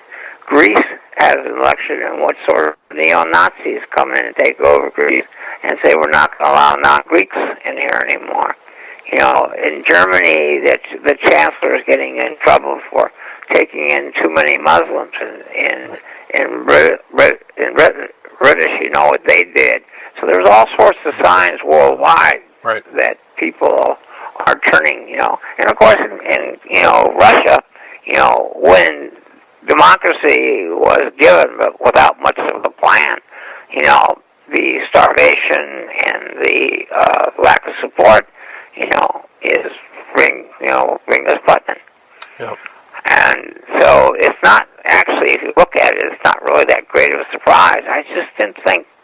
I thought the difference in the United States and elsewhere is our free media, and it's the first time I sort of seen it not protect us. Well, I think that they attacked Trump pretty viciously. In my opinion, they were after him all the time, but it didn't seem to resonate with people. I think it may have actually worked against them because that solidified people's position, like, they're all a cartel. Yeah, but also I think that the Democrats underestimated just how much people were fed up with the Clintons. Yeah, I think so. I mean, that was a big part of it. I don't think Hillary Clinton was. Yeah, she's not a great candidate. She's not a great. Trump is a lousy candidate. In fact, she was a lousy candidate, and what she did most of the time is drop to his level and get in a pissing fight with him. That's true. And he's much better at it than she is. Yeah. She needed to keep it just go on, Donald, but I'm going to talk about issues. When she said deplorables and called them deplorables, that's when I knew she was going to be in deep trouble. Because then she really alienated people against him. Half of his supporters are deplorables. Those are the people who are going to go out and vote. She just incentivized people who were on the fence to vote against her. So I think that was a big mistake. That's the sense that the Clintons were arrogant and think that they're sort of royalty and they've been making too much money. And I think there was a lot of that, Yeah. Hi, this is William. We took a little break and returned to the subject of Synanon and Charles Dieterich. Thank you. All right, Paul Morantz, if we're back, can you please follow up where we left off and talk about the Imperial Marines and their association with Synanon? In the tape that I know is going to be played here or has... Showtime presents the new limited series, Your Honor. Dad, I hit somebody and I left him there. Starring Bryan Cranston. Don't tell anyone. I can keep you safe if no one hears about it. There are some truths worth lying for. Oh, who did this? The city is waiting. Send a message. What have you got me into here, Michael? I need more time! I can't do it, Dad, any of this. You have to, or we die. Your Honor premieres December 6th on Showtime. T-Mobile has been building America's largest 5G network for this epic 5G moment. Introducing the new iPhone 12 Pro. Now at T-Mobile, the leader in 5G coverage. Download, upload, and game at 5G speed in more places. Unleash the power of iPhone 12 Pro with T-Mobile. Capable device required. Coverage not available in some areas. Some uses may require certain plan or features. See T-Mobile.com. Played about Diedrich. He talks about they beat up the Danuba punks and the San Francisco punks and were throwing people downstairs in Santa Monica. They had already, by 75, began to beat up people. In Santa Monica, they took them down in the basement. And the Danuba punks were some young kids who managed to make the mistake of hitting Synanon Post up in Visalia. Their car went running. When they came back to get it with some friends, the car had been moved on Synanon property, and when they went on there, the doors closed, and people came out with clubs and handles and hospitalized the kids. And the same thing happened in San Francisco, and things like that also happened in Santa Monica. A kid slept in a van in Synanon parking lot, so he'd go surfing in the morning. I think he was 17 or 18. And they surrounded the van, took him out, and beat him up. Later, two black couples in the same car came in looking for a parking space, and they were attacked, mercifully beaten. And Diedrich on the tape says we're going to get better at this. And so in April of 1977, 12 to 15 people are put on a list to be Imperial Marines, and in Depot Flats in Visalia, next to Synanon's airstrip, they commenced training to become Imperial Marines, being taught by an ex-sergeant in the military, and then ultimately by a Dr. Doug Robeson. And they learn about rattlesnakes, and they catch them, and they learn about Dr. Robeson tells them how the rattlesnake can kill a person, and they are taught that their mission is to protect Synanon and to go out and get the enemies. And then the Imperial Marines started doing just that. And for me, I guess it was the summer of 78 and June of 78, I got 3 kids out of Synanon. By then, Synanon had purchased $305,000, according to some reports, of weapons. You know, shotguns, 357s, high-powered scope rifles. And when I got this order to get these 3 minors out of Synanon to a grandmother, the father had left and the mother had died, so they were sort of abandoned. And then I contacted the San Francisco Police Department. I told them, there's one thing you should know. And the guy said, what's that? And I said, they've got more weapons than you do.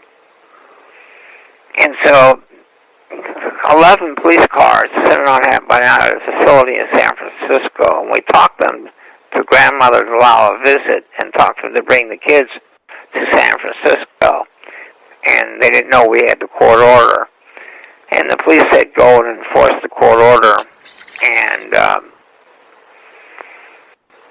they said no. And the next thing, 11 police cars had surrounded them, and rifles and guns were all pointed at Synanon. And at that point, Synanon gave up the kids. And now, Synanon's aware that I've done this. So it was struck again, you might say. Gotcha. And the other big thing is that I knew that people had to know about Synanon, and I didn't know when I was going to get a trial date.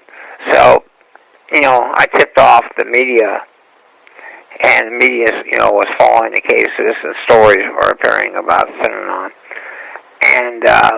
And then in September,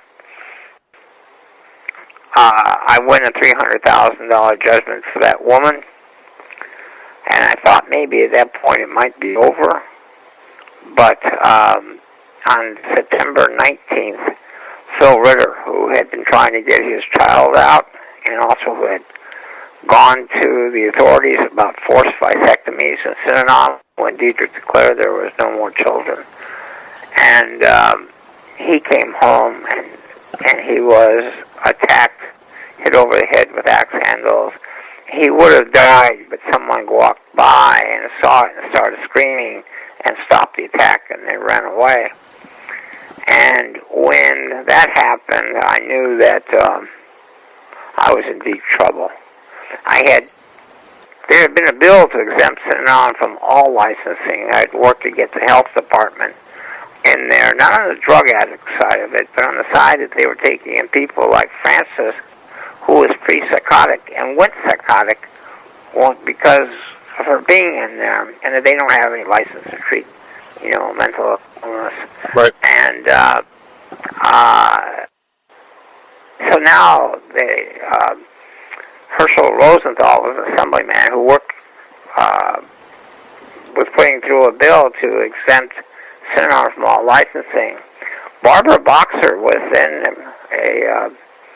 a Marin County councilwoman, and she had somebody in the county council call me and request that I go to Sacramento to defeat the bill. She was kind of afraid because they were constituents, and Marin County was very sparse in those days, small little towns, and the size of Synanon, it was intimidating everyone, particularly with the beatings. Right. And so I went, and the bill got defeated in the last committee by one vote. So when Phil Ritter got attacked, I knew that if they would do that to Phil Ritter, I was in big trouble because they would want me. I would be enemy number one. Right, and they had said, and Dieterich had said on the wire, he said, "Who is this guy Morantz? Why didn't someone break his leg?" So he had said threatening things about you, probably without your knowledge at the time, right? Well, I had heard that. People who had been in Synanon and came to see me, told me he was saying things like that. So that wasn't really so much new news. But a former Synanon lawyer whose nephew was still in there called me and said, "Paul, I've talked to some people in Synanon, and they say that they're broadcasting your address on the wire." Wow. And that got me. At that point, I went and purchased a shotgun. I thought it was a very good idea, as I told the LA Times. I said, Synanon's going to try to kill me, and they printed it. And I thought, well, now they're not going to want to prove me right, so this should stop it, Gotcha. But I was wrong. And it was a very tough time from the moment of Phil Ritter's attack to the day that I got it. Was an incredible 2.5 weeks, sleeping with a shotgun by my side, afraid someone, if my dogs barked, to, go out in the backyard to, jump if I heard a crack. I would search under my car before I started it. I would be so careful crossing the streets. And I remember I told Dave Mitchell, who won the Pulitzer Prize for his coverage of Synanon, that if it looks like an accident, promise me that you'll never stop investigating. Right, so you were expecting to be jumped or run over by a car or something like that. Yeah, I thought they would try to make it look like an accident because it was it would be so obvious if something happened to me. It would be like, be signing their death warrant, Right. And then what happened? Joe Musico, who won Paul Morantz, said, he'll blast me with a shotgun on the freeway, but someone else suggested putting rattlesnakes in my mailbox, and that's what they did. That's what they did. So you walked out to your mailbox in the afternoon. When did it happen? No, my mailbox was in the wall. I had returned from a meeting with a representative of the Governor Brown's office, Department of Justice, and it was, that's to say the Synanon was trying to kill me. And by this time, a whole list of ex-Synanon people had signed a document about beatings and what was going on and gave it to the authorities because of what they did to Phil Ritter. So now there was starting to be this, oh, maybe there really is something here. And they're meeting with me and LAPD intelligence, which I had just helped with Est, if you read that chapter. Yeah, I did, of course. In my book. Yeah. And so the same LAPD guys that had asked me to help them with Est, believed me, and they were there and had this meeting. And I came home from it and was tired. The World Series was coming on, and I just wanted to not think about it for a little bit. And I put my books down in the kitchen, and a few short steps in the wall is the mailbox in the wall. There's an outside, you open the lid, and in the inside of the house, you open the lid. It's like a slanted shoebox, and the snake was coiled in there. Unfortunately for me, I was kind of vain in those days, and I didn't want to wear glasses. And contact lenses, they were just hard, not soft ones, and they kind of hurt, so sometimes I just didn't wear anything. I think that if my glasses were on order, if I had been wearing my contacts or wearing glasses, I think I would have seen what it was inside the grill, and I would not have gotten bit.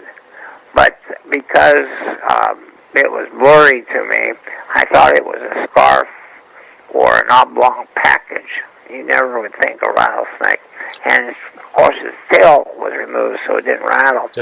I still look upon myself as stupid, and people say, well, no one would expect a rattlesnake in your mailbox. But I should have expected a bomb.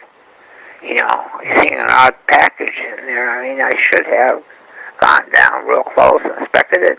And if it was an odd package, call for the bomb squad. Gotcha. It's pretty stupid for some.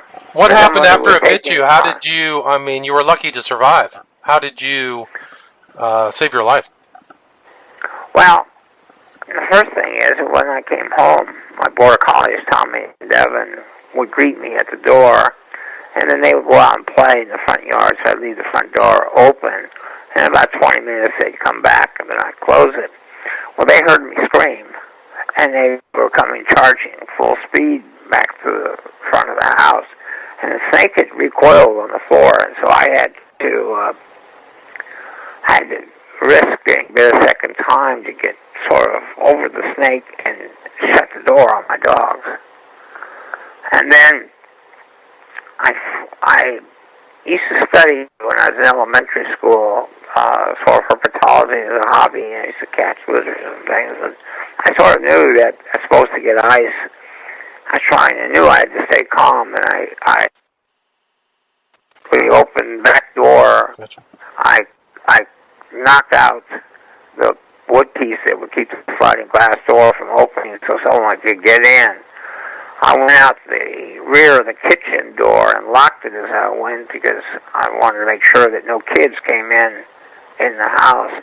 And then as I went out the back door, I started screaming to my neighbor to call an ambulance, and that I had been bitten by a rattlesnake, with Synanon. And apparently I was in the street pretty much screaming, and people came out, and they laid me down and put blankets over me. And as with luck would have it, one of my neighbors at the college he was at, he had just taken a course on what to do on a rattlesnake bite. Wow. And he, cut my hand and tied a tourniquet, took off his shirt and tied a tourniquet, and he may have saved my life. Wow, that's amazing. That's very fortunate. Yeah. Very fortunate. So back then, that was a big story in the local news and the media, correct? Yeah. In fact, I remember, they didn't have enough anti-venom to send him out to the hospital. I got 3 vials and then was transferred to USC, which was a snake capital, actually, treatment in all the time. And I remember the doctor, a young woman doctor, came in, and she sort of laughed and she said, how did a big, strong man like you manage to get bit by a rattlesnake? And I said, it was in my mailbox. It was a murder attempt. And she looked at me like, what?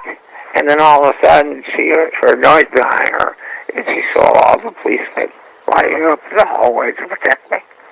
Amazing. That's an incredible story. There's a picture of you in your book in the hospital bed with tons of photographers and guys from the media taking pictures of you. It's a pretty interesting. Yeah, it was a pretty amazing thing because, it was like,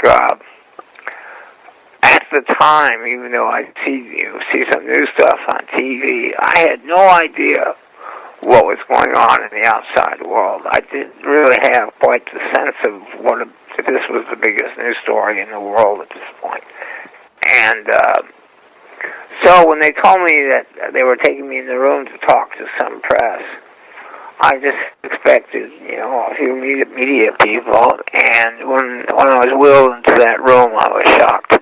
Yeah, it was a big story. Unfortunately, I gave such a big speech about how there was going to be more violence and more cold violence that two of the people who were there went to Jonestown and died. That's a remarkable story. You even merited a comment from William S. Burroughs, who said, hardcore Synanon members still believe the media put that rattlesnake in Paul Morantz's mailbox to discredit Synanon. Is there any limit to brainwashing? William Burroughs wrote. Yeah, it's become a famous quote. I feel kind of honored. I always remember Chevy Chase's comment on Saturday Night Live. What did he say? Well, he used to do this newscast where he was a newscaster, and he said, today, Synanon, the drug rehab, has announced that it's Christmas going out of business sale. So send in your checks early to get a rattlesnake for your very own mailbox. Wow. Oh, I didn't hear that It part. becomes sort of a national joke. Another one was, why did 1,000 Synanon people commit suicide? Why? To keep up with the Joneses. Oh my gosh. So what was the fallout from the rattlesnake bite, and how did that affect Synanon? Well, Synanon is pretty amazing. Dan Garrett, who was the head of the Synanon legal department, who had, trashed and defeated everybody, finally he took it over running Synanon because Dietrich was now stone drunk and, was put in jail and everything. And when Dietrich sort of came out of it and found Garrett in control, he sort of pushed Garrett out. Howard Garfield had left just before the attack, and we're in San Francisco. A lot of people believe it was because they were planning the murders, and some people also think that there might have been some conversation about group sex. In December 1977, Dietrich, after his wife died, ordered all the couples to change partners. And so they didn't know what he was going to do next. So Phil Burdett sort of inherited it, and there was an onslaught of litigation with Synanon in the criminal case. There's a very short aside story to this that is kind of interesting, if you want me. Yeah, please do. Please tell me. In 1975, I think it was, they opened the Federal Public Defender's Office in Los Angeles. They didn't have one until then. They only had the State Public Defender. And a man who had been framed by a detective in Buena Park and spent 2.5 years in the federal penitentiary, a private investigator for this new office was able to prove the frame and got him released from prison, and they arrested the crime lab guy who manufactured the evidence against him. And I went to do a story. I remember I was doing magazine article writing, and I wrote this for Coast magazine, and I went and interviewed the very first man to serve as federal public defender, and his name was John Vandekamp, and we sort of hit it off, and then he called me to tell me how much he liked the article, and I said to him, John, I know that you're going to be a politician. I know that this is just your first stepping stone, and I said that I hate politics, but I believe in you, and I said if you ever need to have a volunteer, or you need volunteers for something when you make your move to run for offices, you can call on me. And he never did call on me. But when I got the rattlesnake, John Vandekamp with the district attorney of Los Angeles. Interesting. Yeah. And, so Synanon never knew that, Vandekamp assigned the 3 best deputies in his office. Major crimes went into, they were working on the Hillside Strangler, but now they're working on Synanon. It was pretty amazing, the job that the police and that the district attorney's office had done. What criminal charges were filed against Synanon? What's that? Do you know the criminal charges that were filed? Were they convicted? Yes, conspiracy to commit murder, and also Diedrich was charged with ordering a kidnapping of somebody. Gotcha. But the story of how Synanon ends is Synanon is to the guilty pleas for 1980, and Synanon is not only surviving, but they're getting richer. People are still sending money to for the merchandise, right? For the merchandise. Merchandise, and they're making money. And I think you even had somebody on your show who, didn't die in Jonestown, who joined Synanon after the Rouse thing. Yes. Yep. So what happened is that you're supposed to have 3 square meals a day. Thankfully, there's 3 varieties of Wiener Schnitzel's new tater scoops. Delicious scoop-shaped fried potatoes, each with its own savory toppings. There's double cheese tater scoops, covered with ooey-gooey cheese sauce and zesty shredded cheddar. Then try the chili cheese tater scoops, with hot and hearty chili and cheddar. And there's cheesy bacon tater scoops, smothered in cheese sauce, grilled onions, and crispy bacon. Upgrade your fries to Wiener Schnitzel's new tater scoops, and you'll never miss a meal again. Finally, in 82, I have to tell an interesting little story. I'm sorry it goes back, but it's worth it. No, do it. No, your stories are fantastic. In 1978, Peter Bourne is the sort of drug czar and consultant of President Carter, and very good friends with his sister, who, if you know, was sort of into the self-help stars, and she was like a new ager, right? Yeah. She invited Werner Erhard to come to to the White House, and she also through Bourne opened invitations to Synanon. So Synanon goes to Washington D.C. and puts a down payment to buy the Boston house, and the Boston house. This is in summer, around July of '78. Mm-hmm. The Boston house is going to be the embassy to the White House, and Synanon then first tries to buy out the tenants to leave, and then starts using terrorism and physical threats on the other ones to get rid of them. One of the people that did that too was an aide to Adlai Stevenson. That he went to the media. NBC had done a segment 3 on Synanon, and so now the media is hanging outside the Boston house. Diedrich and Garfield come out, and Diedrich goes after a photographer with a cane, I think, and arrest warrant goes out for Diedrich and Garfield. And at that point, Synanon, they all flee. In fact, they go to Italy. And it was there in Italy that Diedrich began drinking again. And he was off for 17 years or something, right? Yeah. And a lot of people think that that's where he gave the orders on Ritter and me. But then Synanon, they started drinking. So, but that was in your... yeah. Okay, so now, Synanon sues the owner of the Boston house, Bernstein, to get their security deposit back, saying that he didn't tell them the truth about zoning laws and that they were having problems, and he says not giving deposit, and he files a cross complaint against Synanon saying, you didn't tell us that you're a terrorist organization, and you terrorized my tenants and drove them out. And he wants money. Now, that becomes very important, and the reason is now 1982, the IRS finally says, you got to pay taxes, retroactively the last 3 years. And Synanon files a lawsuit to challenge that.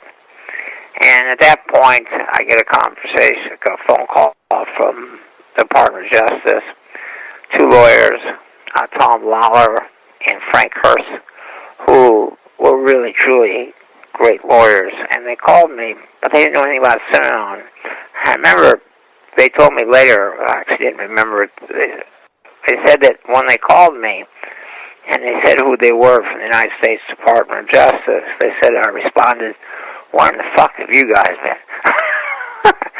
So, anyway, they were there now, and I then became a consultant to the United States Department of Justice, and it sort of changed direction. The case was sort of built around that time that the money that had been taken out of Synanon into the private pockets of people, and to money paid into Diedrich's bank account, and to the fact that there was no charity purpose.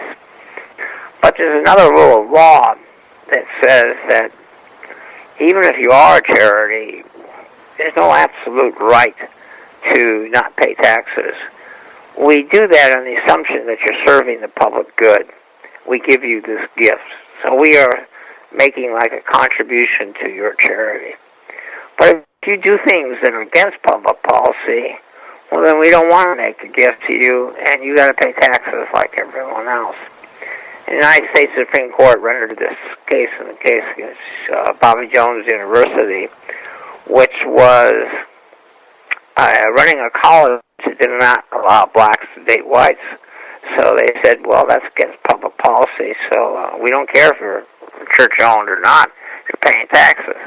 And so what I said to them, I said, it seems to me like terrorism and trying to kill people is sort of against public policy. Right, good point. And by that time, we had the mass of documents of Synanon, which is another story if you want to hear how they were obtained. They were actually obtained by lawyers for ABC.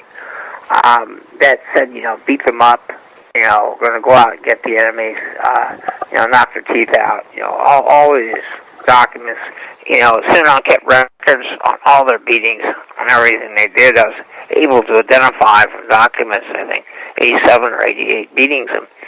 And that part of my book that you read gave details on the beatings were largely from Synanon documents. Interesting. That and police reports. And so, since we had all this in writing, and the tape that that I've had you listen to, was you can make a summary judgment motion. There's no issue that Synanon committed acts of terrorism and beatings, and therefore, it's against public policy to have to be taxed, and their case is thrown out on a summary judgment motion. So they made that motion, and Synanon is filing its opposition. And while that's going on, in that case against Bernstein, the one in Washington, D.C., right, over the Brown House, they hold a hearing in which former Synanon members get on the stand and testify that after Diedrich was arrested for conspiracy to murder me, there started an operation in Synanon to destroy all the tapes and get them out and hide them, and to erase references to their existence in their computer system. There was 11 days of testimony, and at the end of the hearing, the judge issued an opinion that Synanon was guilty of destroying evidence relating to the issue of whether or not they were a terrorist organization, that the legal department was part of it and with knowledge of Synanon, and said, therefore, they've fought upon the court and denied the right to a fair trial and granted judgment to Bernstein. Now, there's a ruling in the law that exists that if you lose on one issue in a case, you lose that issue on every case. We don't want second trials of issues where you can get conflicting rulings. So it's called collateral estoppel. So if you have a clear ruling that the person is guilty of this, then in every case that's ever filed, he's guilty of this. So I actually wrote a letter. I didn't even realize that it was me until I happened to find it maybe a couple months ago. I wrote a letter to the Department of Justice that basically said, it was giving them advice, and suggestions on the summary judgment motion, draft of it. But I said, because of the Bernstein ruling, couldn't we argue that it's against public policy merely for a charity to destroy evidence as to whether or not they're doing a charitable purposes or not, and that you don't have to even reach the issue of whether or not Synanon committed the violence. The fact that they destroyed the evidence relating to the issue in and of itself would be a violation of public policy. And they filed a second summary judgment motion on that issue, and when signed to the same judge, believe it or not, had the Nixon tapes before him. He must have thought it was a big deja vu. And he granted on that theory. He said that I've been asked to rule as a matter of law Synanon was a terrorist violent organization, and he says, and there is the evidence for me to do that, but it's not necessary because Synanon destroyed evidence intentionally relating to that issue and has lied to the court, about it. The IRS wins. And that was 1984. Synanon filed appeals and went through the appellate court system, but never got anywhere. And finally, the next lawsuit is for how much do they owe? And the judge hears that decision. He's adding up what is the value of the squares living there and working for free. What is the value of this? And he's coming up with all these calculations and theories to total $55 million. I thought reading it, what the judge was really saying was 1 + 1 equals you don't exist anymore. That was the mathematics that he was using, Right. And so Synanon appealed that and lost. And in 1991, 13 years after the rattlesnake, the doors of Synanon closed. Wow, that was it. But that wasn't the last time you had heard, or you heard or seen Dietrich, right? Because you met him face to face, correct? Yes. Do you want to talk about that a little bit? Well, yeah, it's actually in both my books, but it was there was this rancher in Visalia, November of 1977. I remember when it happened because I got involved in June of 77. So when this story trickled down to me, it was really scary. Ron Eitzen was a 50-year-old something sort of redneck type, cowboy living in Visalia, driving a truck, to work and everything. And he had his 3 kids and his wife lived up in the Badger Mountains. He almost gets in a road accident with some Synanon people, and some words are exchanged. And he goes on a fishing trip while Synanon is taking witnesses in the car and driving onto people's farms looking for who this guy is. There were several encounters where guns were pointed at each other. And Dave Gilmore was bragging his mouth around to help us find this guy. We're going to beat him up. And if you ever have anyone bothering us and you want to beat up, let us know. Talk that was going on. And finally, somebody sees Eitzen's wife and recognizes her.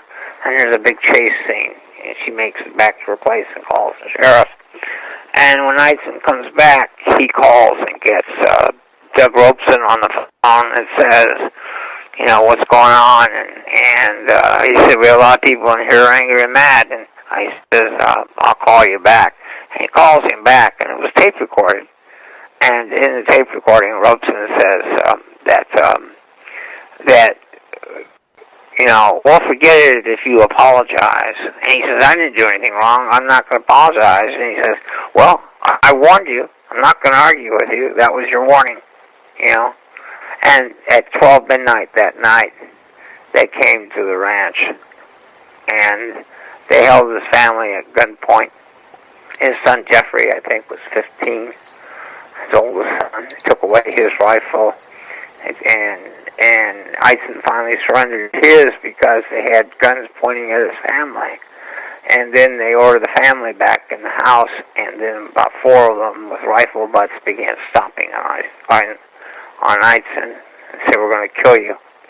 Somebody says, the cops, figuring that his wife had called the sheriff, they said, we probably should get out of here. And he lived. He was in the hospital a long time, and he actually shared with the Uva punks. It was around the same, not Uva punks, but he shared it with 2 kids who I think they beat up at a fire station in the hospital. So now it's 1981 is when you 80 or 81, sorry. Yeah, it was 1980. Eisen contacts a lawyer named Ed Martin in Los Angeles. Says he can't get a lawyer to take his case. And Martin calls me. It was actually Martin's idea. But this became kind of a recurring event for you, where if people had problems with cults or some type of experience, they would either through the grapevine or just through research end up calling you. Is that correct? Probably for me, this was more a situation like you're in a war and you don't leave your buddies behind. Gotcha. They had beaten up Edson. They had this man had never gotten justice. It was like a hanging thread. Right. It was also necessary for me to say to Synanon, you didn't chase me away. Gotcha. I guess my point is, Paul, is I was just saying that from other cults, too, people would call you for advice or legal services as well. Isn't that true?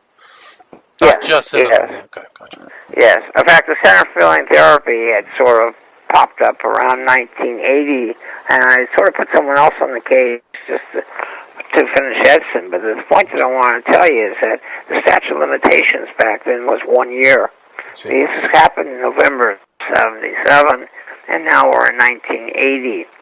And so when we served them with the lawsuit, I used to fly up a 6-seater airplane to Australia and take air sickness pills.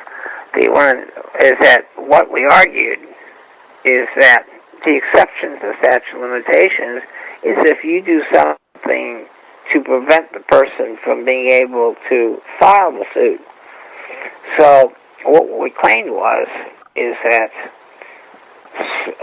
Synanon, by doing the new religious posture and all the attacks it did, and all its lawsuits and terrorizing Visalia, that every attorney in Visalia was too afraid to take this case.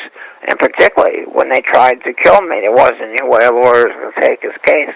So I said, that's why he didn't file within the statute. He'd been trying all along. And now I'm here from Los Angeles to finally see he gets justice. I think, whether or not we were so right on the law, but the judge ruled in our favor, I personally think he was just so happy to see me. That's why someone was going to take him on. I believe it, and that's what led to your deposition of Peter. Yes. So it was in that case in Visalia that I flew up to take his deposition. Now, in the ABC litigation, Dietrich had already blurted out about Edson, saying that, some country bumpkin had, messed with our people on the road, so, he had to be taught a lesson that our roads will be safe. A gun butt on the back of the head in front of his family is a good way of doing that. So I figured this wasn't going to be a difficult case to try anymore. He'd already opened his mouth. And it was sort of a curiosity thing. I wanted to understand why this happened. Right. I really spent most of the time questioning him about his past and his decision making, and to sort of get answers to questions that I wanted. Right, and that's the guy who ordered the snake attack upon you that almost killed you. Yeah. Yeah. So as I said in my book, I was dedicated to Diedrich because they had priced the hitman at $10,000, and he said, "Why spend the money? We have the Imperial Marines. We can do it ourselves." And with that decision, he saved my life. Fascinating. Did you have any lingering after effects from the snake bite? Did that affect your arm or anything? Yeah. Oh, gotcha.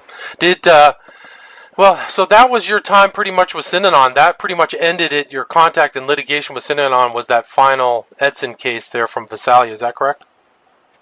Well, I also had a case, Dan Ross, who was a member who gave a lot of money to them, and they threw him out. And he wanted his money back? Yeah, he gave him $25,000 to take care of his mother-in-law, and then they threw him out. He didn't allow him to see his mother-in-law. And Diedrich was asked by Connie Chung, why would he do that? And he admitted it. He said, well, the media holds us back. He spoke to the media. Wow.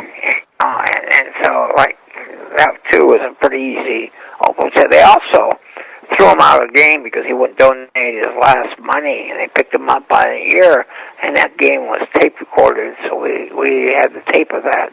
So these were you thanked Connie Chung in the acknowledgments. Was that just for her reporting, or did you have kind of a personal, did you stay in contact with her? I felt at the time that we had sort of a personal friendship, and the big reporters were Connie Chung, Nardis Pino, and Dave Mitchell, who were making Synanon their, the thing. Connie went up to interview Diedrich, and I would call Connie and I'd say, Chuck Diedrich has a crush on you, and I would tell her things that they were doing, preparing for her.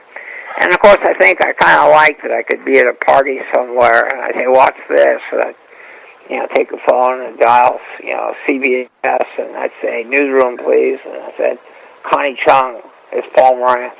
And next thing, I'd be, putting the phone across the room, Connie's on the phone saying hello. And, when I came back from the hospital, she came out of the front door of my house. Oh. Now, I would say that I find a loss in some ways that Connie and I have never spoken again since sort of the Synanon story ended. But that is something that you probably know as a journalist, and that I know as a journalist. You do a story, and you get very close with the people. And you think that they're going to be sort of part of your life forever. But then the story ends. A new story comes. You may move to a new city, whatever. And lawyers do the same thing, too. I go through a case, and I almost adopt my clients as my children. And then one day, they're all gone, and you never see her. Showtime presents the new limited series, Your Honor. Dad, I hit somebody, and I left him there. Starring Bryan Cranston. Don't tell anyone. I can keep you safe if no one hears about it. There are some truths worth lying for. Oh, who did this? The city is waiting. Send a message. What have you gotten me into here, Michael? I need more time! I can't do it, Dad, any of this. You have to, or we die. Your Honor premieres December 6th on Showtime. Today's the day to save big and drive home a new Toyota. With huge factory cash back, like $3,500 back on a new 2020 Avalon, $3,000 back on Camry Hybrid, $1,750 back on Sienna, Highlander, and Highlander Hybrid, $1,500 on Camry. So hurry in today, and you can save big on many of the most popular Toyota models. Must take delivery from 2020 new car dealer stock by midnight November 2nd. We make it easy. Toyota, let's go places. So it's just the fact of life. But I miss Connie Chung. So that pretty much ends your kind of Synanon adventure, but you had other contacts with kind of some of these other cult events, particularly Charles Manson, Jim Jones. Can you talk about your connection to the Charles Manson family? I was in 1988, I was married, and I purchased a couple of books at the Rose Bowl swap meet on Manson, written by former members, one of them by Tex Watson. And as I came home that night, my wife went to sleep, and I was reading it in bed. I threw it up and hit the ceiling and started shouting. And she said, she wakes up, what's wrong? What's wrong? And I go, he was my friend. He was my friend. I never had known it for all that time. You know, because we never called him Tex Watson, and Watson was a common name. You know, I just knew him as Charles Watson.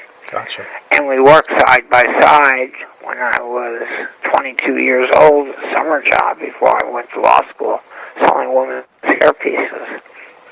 And so I'm reading it, and he says, I arrived, you know, in the summer of '68 in Los Angeles, and I got a job at Contessa Creations on La Cienega. I'm like, what? I was there in 1968 at Contessa Creations, and my mind started racing. There was only 4 of us there, right? You know, and so it was a pretty startling thing. But he had stayed in that business. Didn't he start like a hair business from the knowledge that he tried to start one. I did too. Matter of fact, when I went to USC, I had an uncle who was wholesaling hairpieces. They were popular, you know, in the '60s, and so I would let word know at the sorting houses and stuff that I could, you know, get stuff, you know, at cheaper prices. When you met Tex Watson, there was no indication of the future violence. Is that correct? He was, first of all, he was Charles, not Tex, and he was very straight and wore generally a suit when the rest of us were casual. He was taken to some parties. A lot of the girls would invite us to parties, and because we were basically selling, you know, women, and he would be very quiet. Interesting. You know, it's like trying to, you know, wake him up. Hey, you're in Los Angeles now. You know, have fun. He hadn't adapted. He was still kind of the Texas guy. And you also have a connection to Jim Jones. You had referenced early that 2 of the people who came to the hospital as journalists ended up at Jonestown. Can you talk about that and also your relationship to Mr. Stone? Yeah. OEN, please? Yeah. You know, Tim Stone is the real story, you know, at Jonestown. And, you know, it's funny, you know, because anniversary, we're seeing, you know, movies and CNN specials and everything. You may want to ask me why there's not ever been a documentary on Synanon. I have a very surprising story to tell you. Okay. But the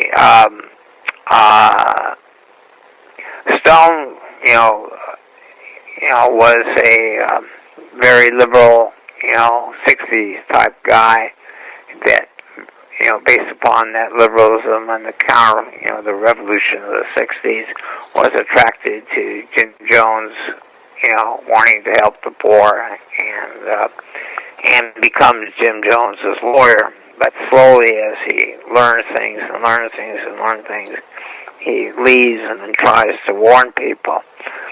And but he was meanwhile, how did you know him?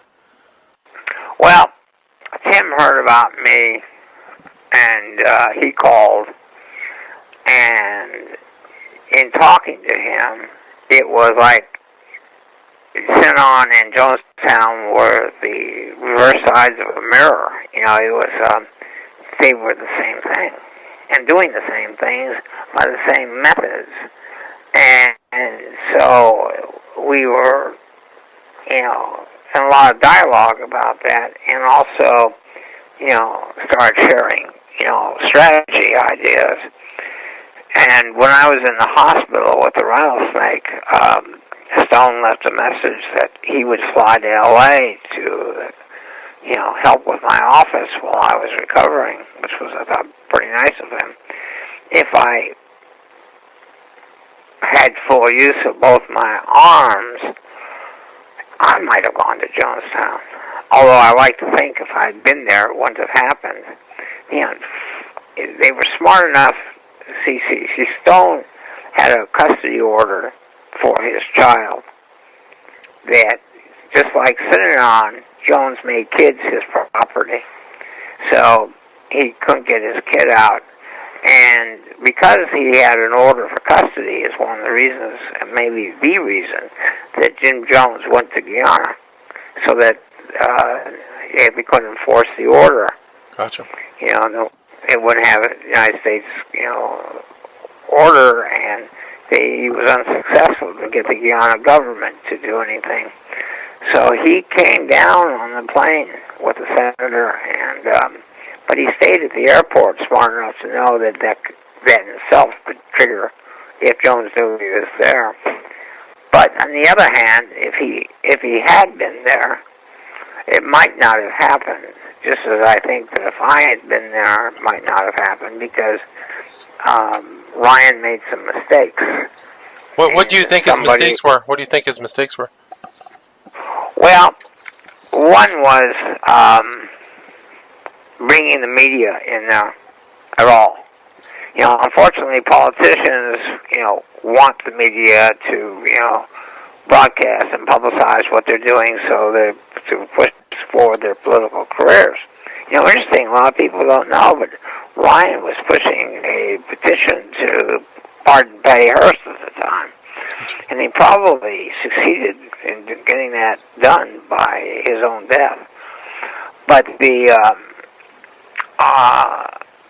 media, I would have said, even all the media at the airport, that these guys believe that they're the great man in history.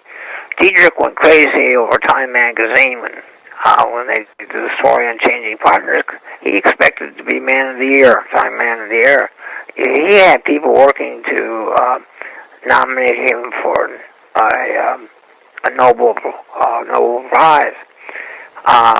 The reason he tape recorded, the reason Jim Jones tape recorded, the reason Richard Nixon tape recorded, is that they all wanted to preserve it for history because they were the great men. So once you bring the media in there, you're saying to him, you know, you're going to be unveiled. We're here to, you know, to let the world know.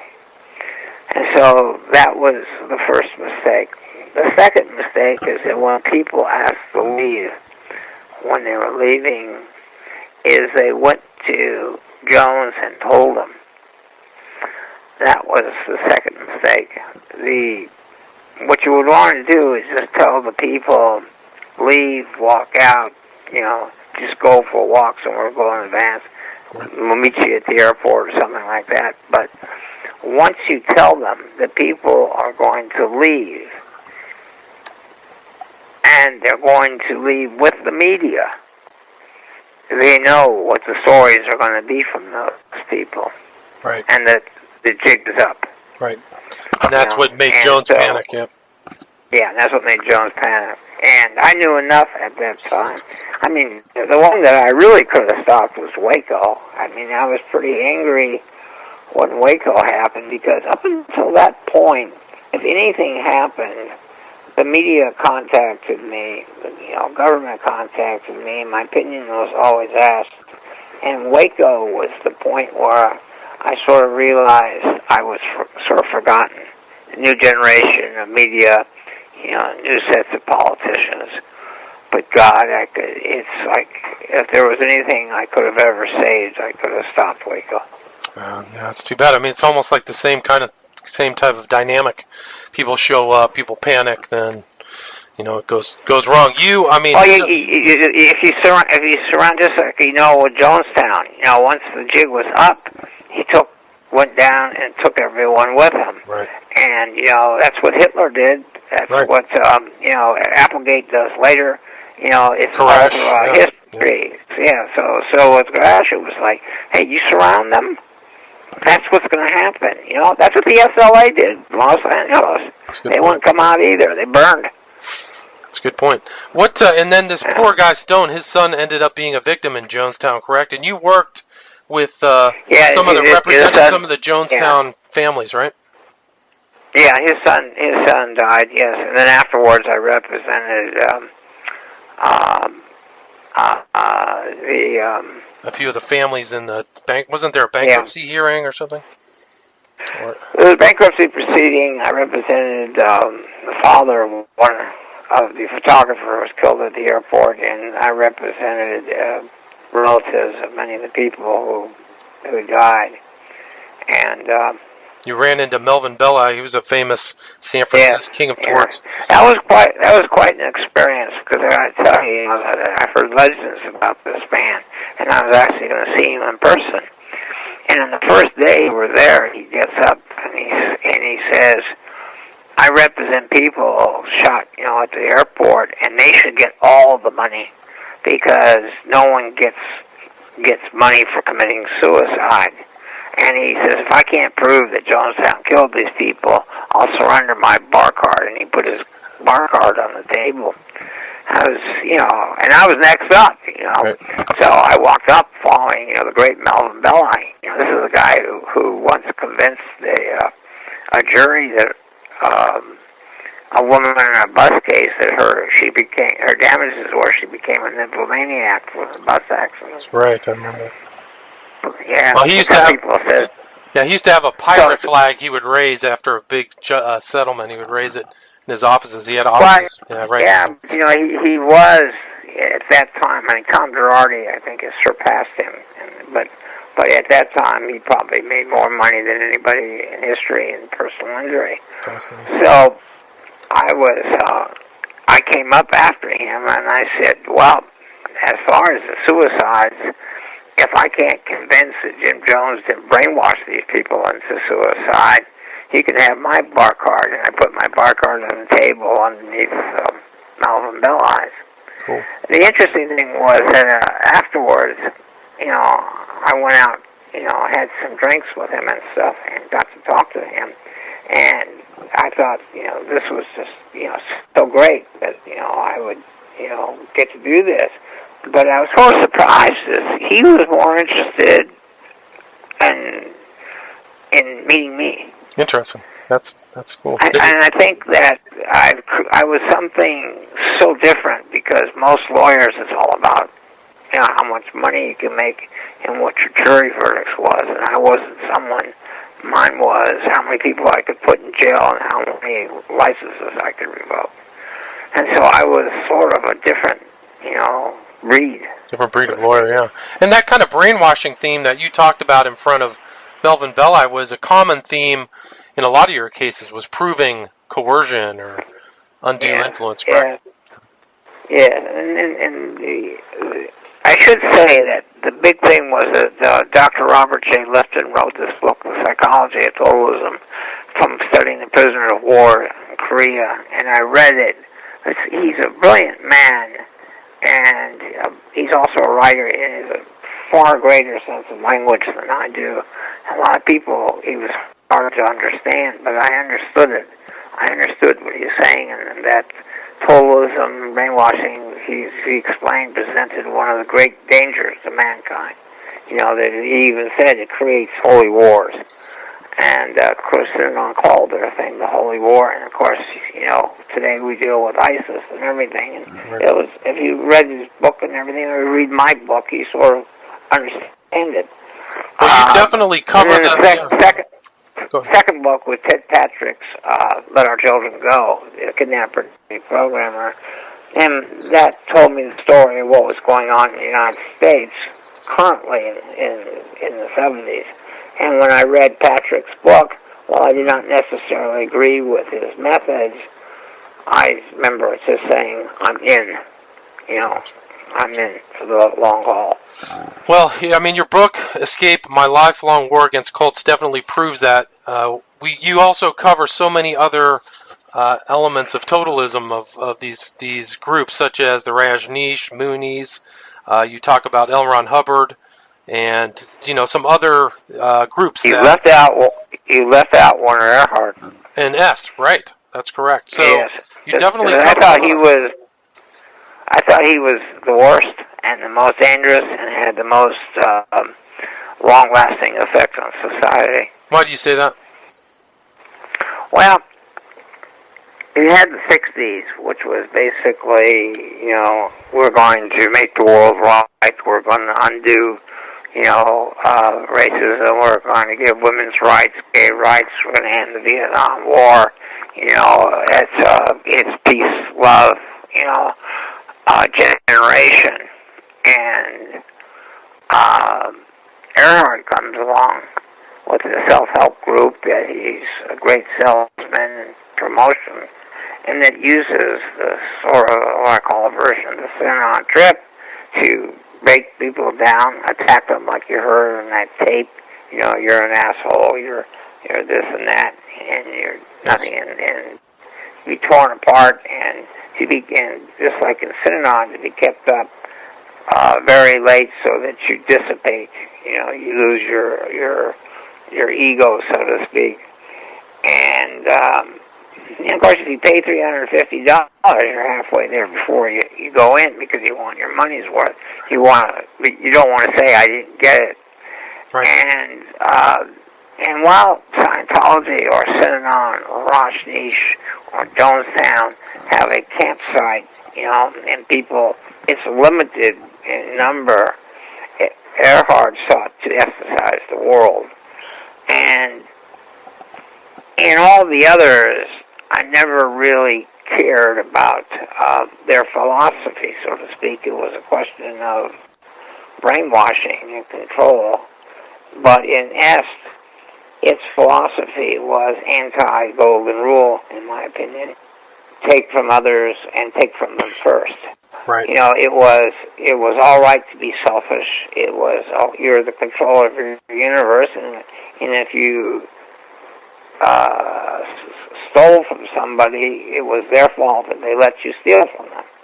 And it was all right to do whatever makes you happy, to get past the mind. There's no right, there's no wrong. And he actually went as far as that people that want to right wrongs are just wasting time. Well, I took that kind of personally, but I saw the world change at that point.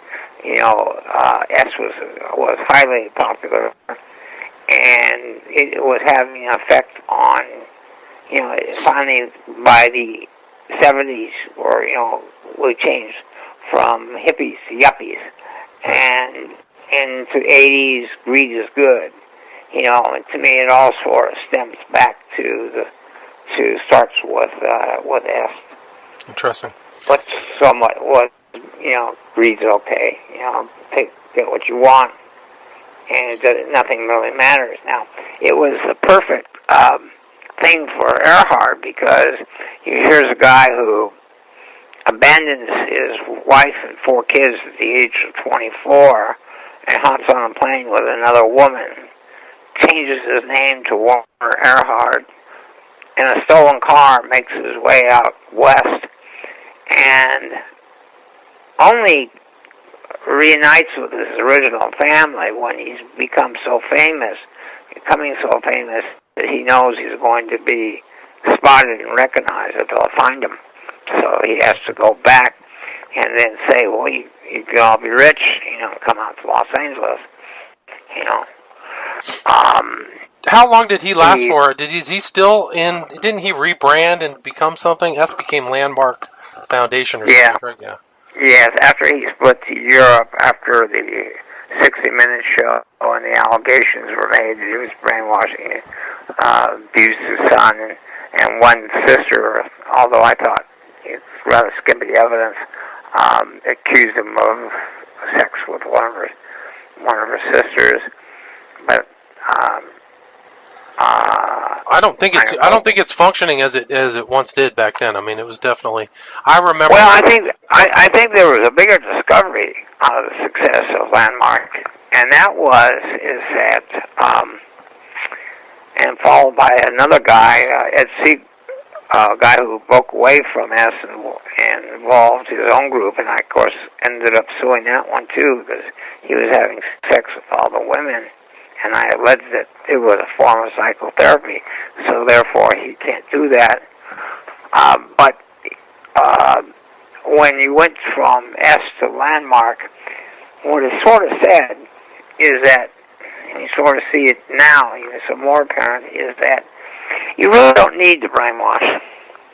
You you don't really need to do that attack therapy that Synanon did, that S did, and the Rajneesh did. It's like, just get up there and say nonsense and emotional things, and people will cheer, and there'll be a group attachment. You don't have to do all this stuff. And I think Landmark was sort of one of the first times that you sort of saw that. Yeah, and I remember you wrote in your book that there's a pool of people looking for that kind of self-actualization. So these guys can just get a different group of people every time with, every generation or different area. Right. I thought that was an interesting observation. They all move on. Now, you understand that Earhart, the mayor of Parlier, took the training and felt that he got it, and he went to Earhart and said that our community north of Fresno is having problems. Could you possibly help? And he agreed to train the entire community for nothing. And Father Lopez was a... Showtime presents the new limited series, Your Honor. Dad, I hit somebody and I left him there. Starring Bryan Cranston. Don't tell anyone. I can keep you safe if no one hears about it. There are some truths worth lying for. Oh, who did this? The city is waiting. Send a message. What have you gotten me into here, Michael? I need more time! I can't do it at any of this. You have to, or we die. Your Honor premieres December 6th on Showtime. Showtime presents the new limited series, Your Honor. Dad, I hit somebody and I left him there. Starring Bryan Cranston. Don't tell anyone. I can keep you safe if no one hears about it. There are some truths worth lying for. Oh, who did this? The city is waiting. Send a message. What have you gotten me into here, Michael? I need more time! I can't do it at any of this. You have to, or we die. Your Honor premieres December 6th on Showtime.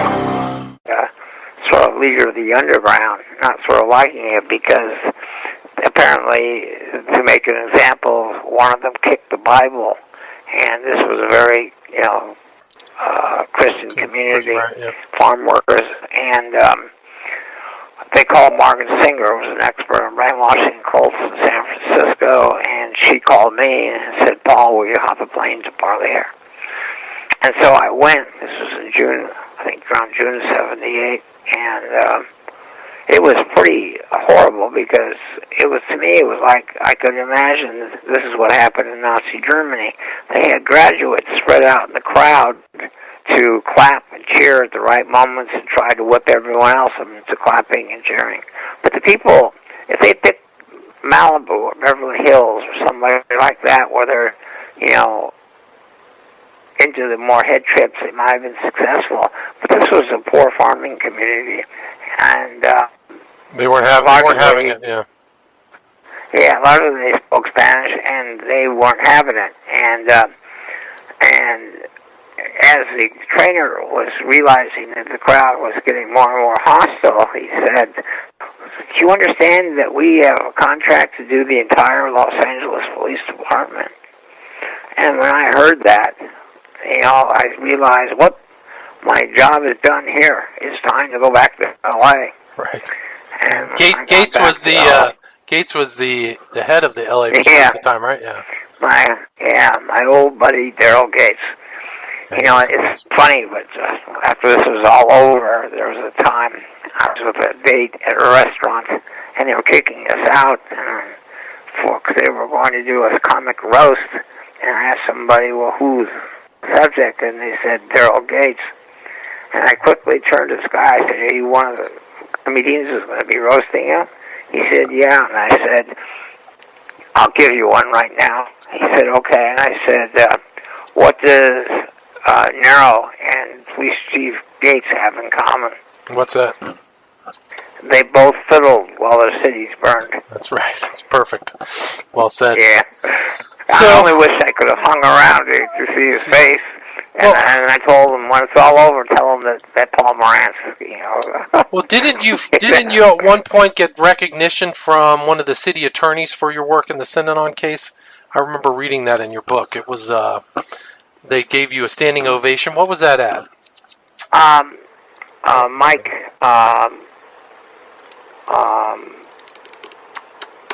who was one of the attorneys that represented, was retiring. And I was invited, and Vandekamp was sort of the MC of it. And, Vandekamp went on to be Attorney General, President of the State Bar, and he ran for governor, but he didn't win. And he said that he started recounting Mike Carroll's career, and that, and he said probably the biggest case was the prosecution centered on Chuck Fudrick. And he says, and Paul Morantz is here with us today. And at that point, I got a standing ovation. And I really was surprised. I just really was. I remember later the current Attorney General came over to meet me and shake my hand. And then when Mike finally spoke, he said the thing he'll remember most about the office was the courage of Paul Morantz. Wow, that's amazing. How many years later after Synanon, the Synanon case? It was 2000. It was 2000. It was back. Yeah. So 9 years after they were gone, it was, I guess, 22 years after the state. In 2013, Santa Monica gave me a plaque. Cool. But I never received much from Los Angeles or much of anything. About 4 times the movie was almost made, twice green lighted, but for very, very different reasons. Well, you were going to say, why hasn't a documentary been made about the, why not? I've been approached 6-7 times for documentaries. Of course, now the guy who's making it is actually from England. But here's the thing, 1972, the San Francisco Chronicle does a story on Synanon calling it the racket of the century. Pretty accurate story. The idea of it was it wasn't any drug rehab, and it was all going into hot tubs and lifestyle. And Synanon, at that point, actually formed their legal department, and Dan Garrett and Garfield, as a result and a reaction to that. Teacher named Toilets, I said the Chronicle, San Francisco Examiner. Back in the day. And he called the Toilets Examiners, and we used to call the Chronicle the comical. Yeah, well, they sued, William Randolph Hearst, who soon has his own problems with, Patty running around with the SLA. Right. But the real problem with the case is that the guy who wrote it had been fired by William Randolph Sr. for fabricating a story inside China that he wrote from Hong Kong bar. And later he spent time in prison on fraud. And somehow William Randolph Jr. hires him back. And it turns out he's only got one source. And this is really not a good situation for the examiner. To make things worse, the examiner lawyers apparently hire some ex-Synanon people to verbalize Synanon and steal some tapes. And they get caught and prosecuted and found guilty. And so at this point, there's a settlement for $600,000, which Synanon claimed at that time, I think it was 76, when they said it was the highest libel settlement in the United States. It was put in the Guinness Book of Records. I remember that the next year when I came into it, I called lawyers for examiner, they wouldn't even speak to me. But they said, good luck. Wow. They wished me good luck, but they wouldn't even speak to me. When the rattlesnake happened, the examiner wouldn't even print stories. They were so afraid. They were so afraid. So they put a wire story on it, and then when Synanon sent them a letter, they wrote a retraction. And now, January of 1978, Synanon purchases $65,000 worth of weapons from Martel Gun Shop in San Francisco. KGO, which is an ABC affiliate, goes on the air to make the announcement. They look for something on the backdrop for the story, and they find a picture of a man holding a rifle. So they put that, the Synanon logo, on top of that, and that's the backdrop. Good evening, ladies and gentlemen. Today, Synanon, the drug rehab, has purchased $65,000 weapons from a San Francisco gun shop. The problem is that the man in the photo was Lee Harvey Oswald. Oh my gosh! So they used his picture from the JFK assassination. Yeah. Oh jeez. So Synanon sues, and they buy stock in ABC, and they send members in ABC's shareholder meeting and ask them what protection does their wives have, and names them by name. And a hush went over the room, and the heads of ABC told their lawyers, go get them. Well, Chris Brown, real name, and Bob Friendland, like Lawler and Hertz, were just two great lawyers, and they worked super hard. They were the ones who came up with the memos. Garfield wrote a letter to Doug Robeson saying these memos on our violent encounters could be used against us. Gather them all up throughout the foundation and bring them to the legal department, and we'll claim attorney-client privilege, and no one will ever get them. And Robeson writes, it's been done. So Synanon thought they cleaned their records. When Synanon wasn't making responses to the discovery, the ABC lawyers were collecting sanctions and moving. And finally Synanon said, hey, you can have everything. We have a warehouse that has copies of everything. Here's the key. Go have a ball. And they thought it was clean, but they hired people who went in there, and they microfilmed everything, and then they had people hired at night to watch it, and all of a sudden a memo would come up, and they'd say, take them down the basement and give them a lesson in manners, you know. Right. Another one would say, you know, prepare to go out and do missions that you might die. You know, it was, so they had everything, and that helped, you know, it was like... But Synanon had thought they had scrubbed it. They hired somebody, but they didn't do a they thought they job. Scrubbed it. Yeah. In fact, that's the old thing. He used to say that his problem was he had dope fiend labor, and they only had 4 fingers. You know, they couldn't do anything right. And, you know, he turned out to be, you know... Correct, right? He turned out to be Yeah. correct. He thought he was good. So ABC is sort of the unsung hero at this time. And now, Dietrich and everyone's pled guilty. One of the reasons they pled guilty was, you know, they had set up this defense that tape you heard was just make-believe. It was just a game going on, and it wasn't serious. But here we had all these memos saying, you know, new rules fostered and that putting it in action. And so they were opening the door that all this stuff would come in.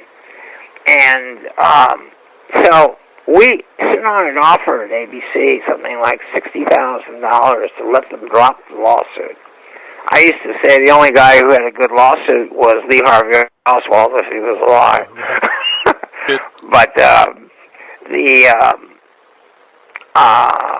the trial goes on, and Synanon is delaying and running up the bill. And meanwhile, ABC gets sued by Lloyd's of London, their insurance carrier. And Lloyd's claims that they only had $1 million coverage, which included costs of defense, and the cost of defense has been up to $4 or $5 million. You owe us $3 or $4 million, and they canceled the policy. Synanon was aware of this and filed a second lawsuit over something else, just to say that when you beat us in this one, we're going to run up your fees again. Right. And there was the judge made a finding of fact that Synanon was delaying the case to run up ABC's fees. And then the ABC lawyers told me that they got in all the documents on cross-examination. The jury's rolling their eyes. They're not even going to put on a defense. And because they can see the jury is just, it's over. And, some guy in Synanon would say, oh, our reputation is important, and of course they'd hold up a newspaper, Rattler, death, trap. And I said, well, what did that do to your reputation? So it was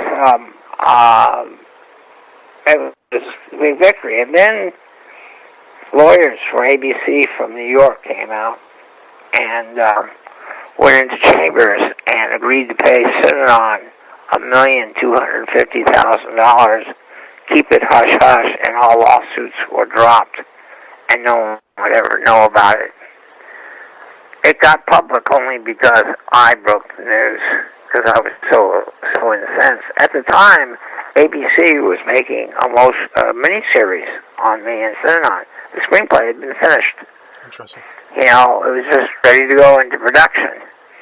And I knew that was over with, but it was so dehumanizing that for all the people they beat up for me, that they paid $1.25 million.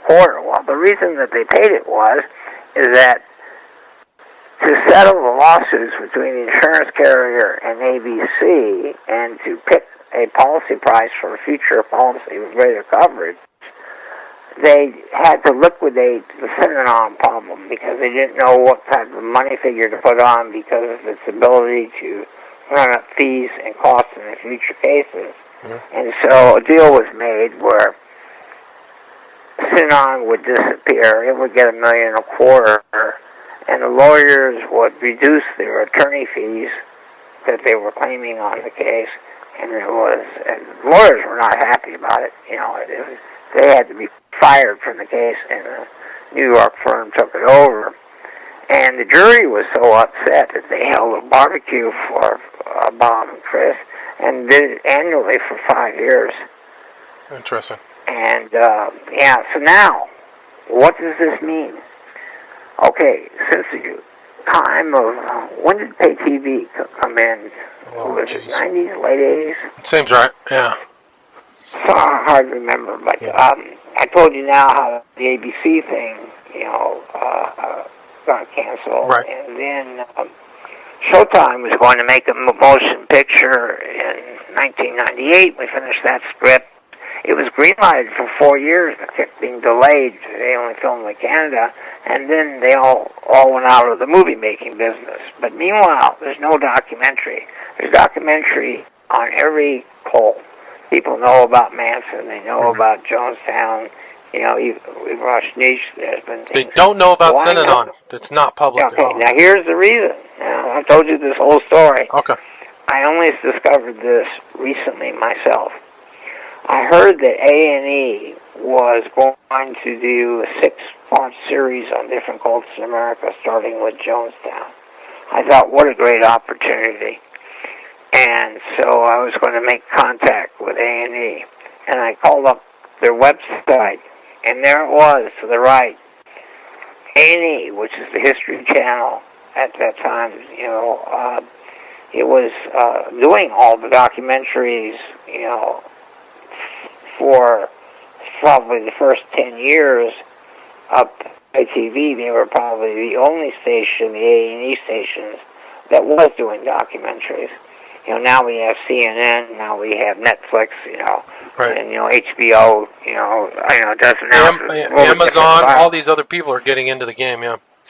Yeah, but at this time, it was only A&E for years. And there on the right on the website, it said that A&E is owned by the Hearst Corporation and ABC. Wow. That's it. That's it, yeah. So you've There's installed and pushed back. Now I know that there was no way. In fact, probably contractually, they probably agreed. Even though Synanon doesn't exist to enforce it. But it's also, I don't think that ABC or the Hearst Corporation would exactly, you can't do the story without really telling you what I just said. So you're going to open your own wounds. When can we look forward to the documentary that you're featured in? Do you know when that'll be out or the name of it? I don't know. He did a film, and he's gotten some backing, and he's working on it. Okay, good. Well, Paul Morantz, I'd like to just kind of wrap this up. Is there any final message or anything you would like to tell the listeners? Well, if between my two books, Escape, it was written more for the public to educate by telling in quick, easy reading the factual stories. One chapter on Manson, the SLA, Jonestown, Synanon, Scientology. That without lecturing, without saying the commonalities is that you, by just being entertained by these stories, will see the similarities and you'll get it. It's without being sort of lectured to, and it was written to be entertaining. My other book, I've actually gotten the greatest responses from, which is Synanon people who say that it's ironic that the man who fought and brought them down has written the best book on Synanon, From Miracle to Madness. But it's 670 pages, and it starts in 1913, and so it makes you experience Synanon from its early glory days to the end, and you go through changes with it. It isn't for everybody because, I think we're in what we call the Twitter generation. People are used to, things in a paragraph or two. Right. But for someone who really wants to understand human behavior, or to see Animal Farm or 1984 really in detail and effect and how it occurred, I think it's a classic book that. And both of those books can be had at Amazon. Is that correct? Yeah. And do you have a personal website where people can get copies? No, okay. I don't, but I do have a personal website that gives. What is that? PaulMorantz.com, and there are the lots of chapters on Synanon and their early forms are on there, and stories about all my other cases are on there. But they're long, and it's actually better to get the books because it's less reading. It's shorter, Well, I can testify that Escape, My Lifelong War Against the Cult is an excellent book. I read the whole thing, so kudos to you for writing that. And your other book is The True Story of Charles Dieterich and Synanon by Paul Morantz, From Miracle to Madness. So those can be had on Amazon and www.paulmorantz.com. Paul, thank you so much. We talked for a long time. Now we just made 3 hours, so you're my longest interview I've ever done. Right. Well, the question is how many people will be asleep for 3 hours? I don't know. My listeners have long attention spans. They're not fully Twitter generationalized. They actually listen to these things. People put them on and drive or listen to them at work. So you never know. You can see. It was interesting. Thank you very much. Thank you. God bless. Have a great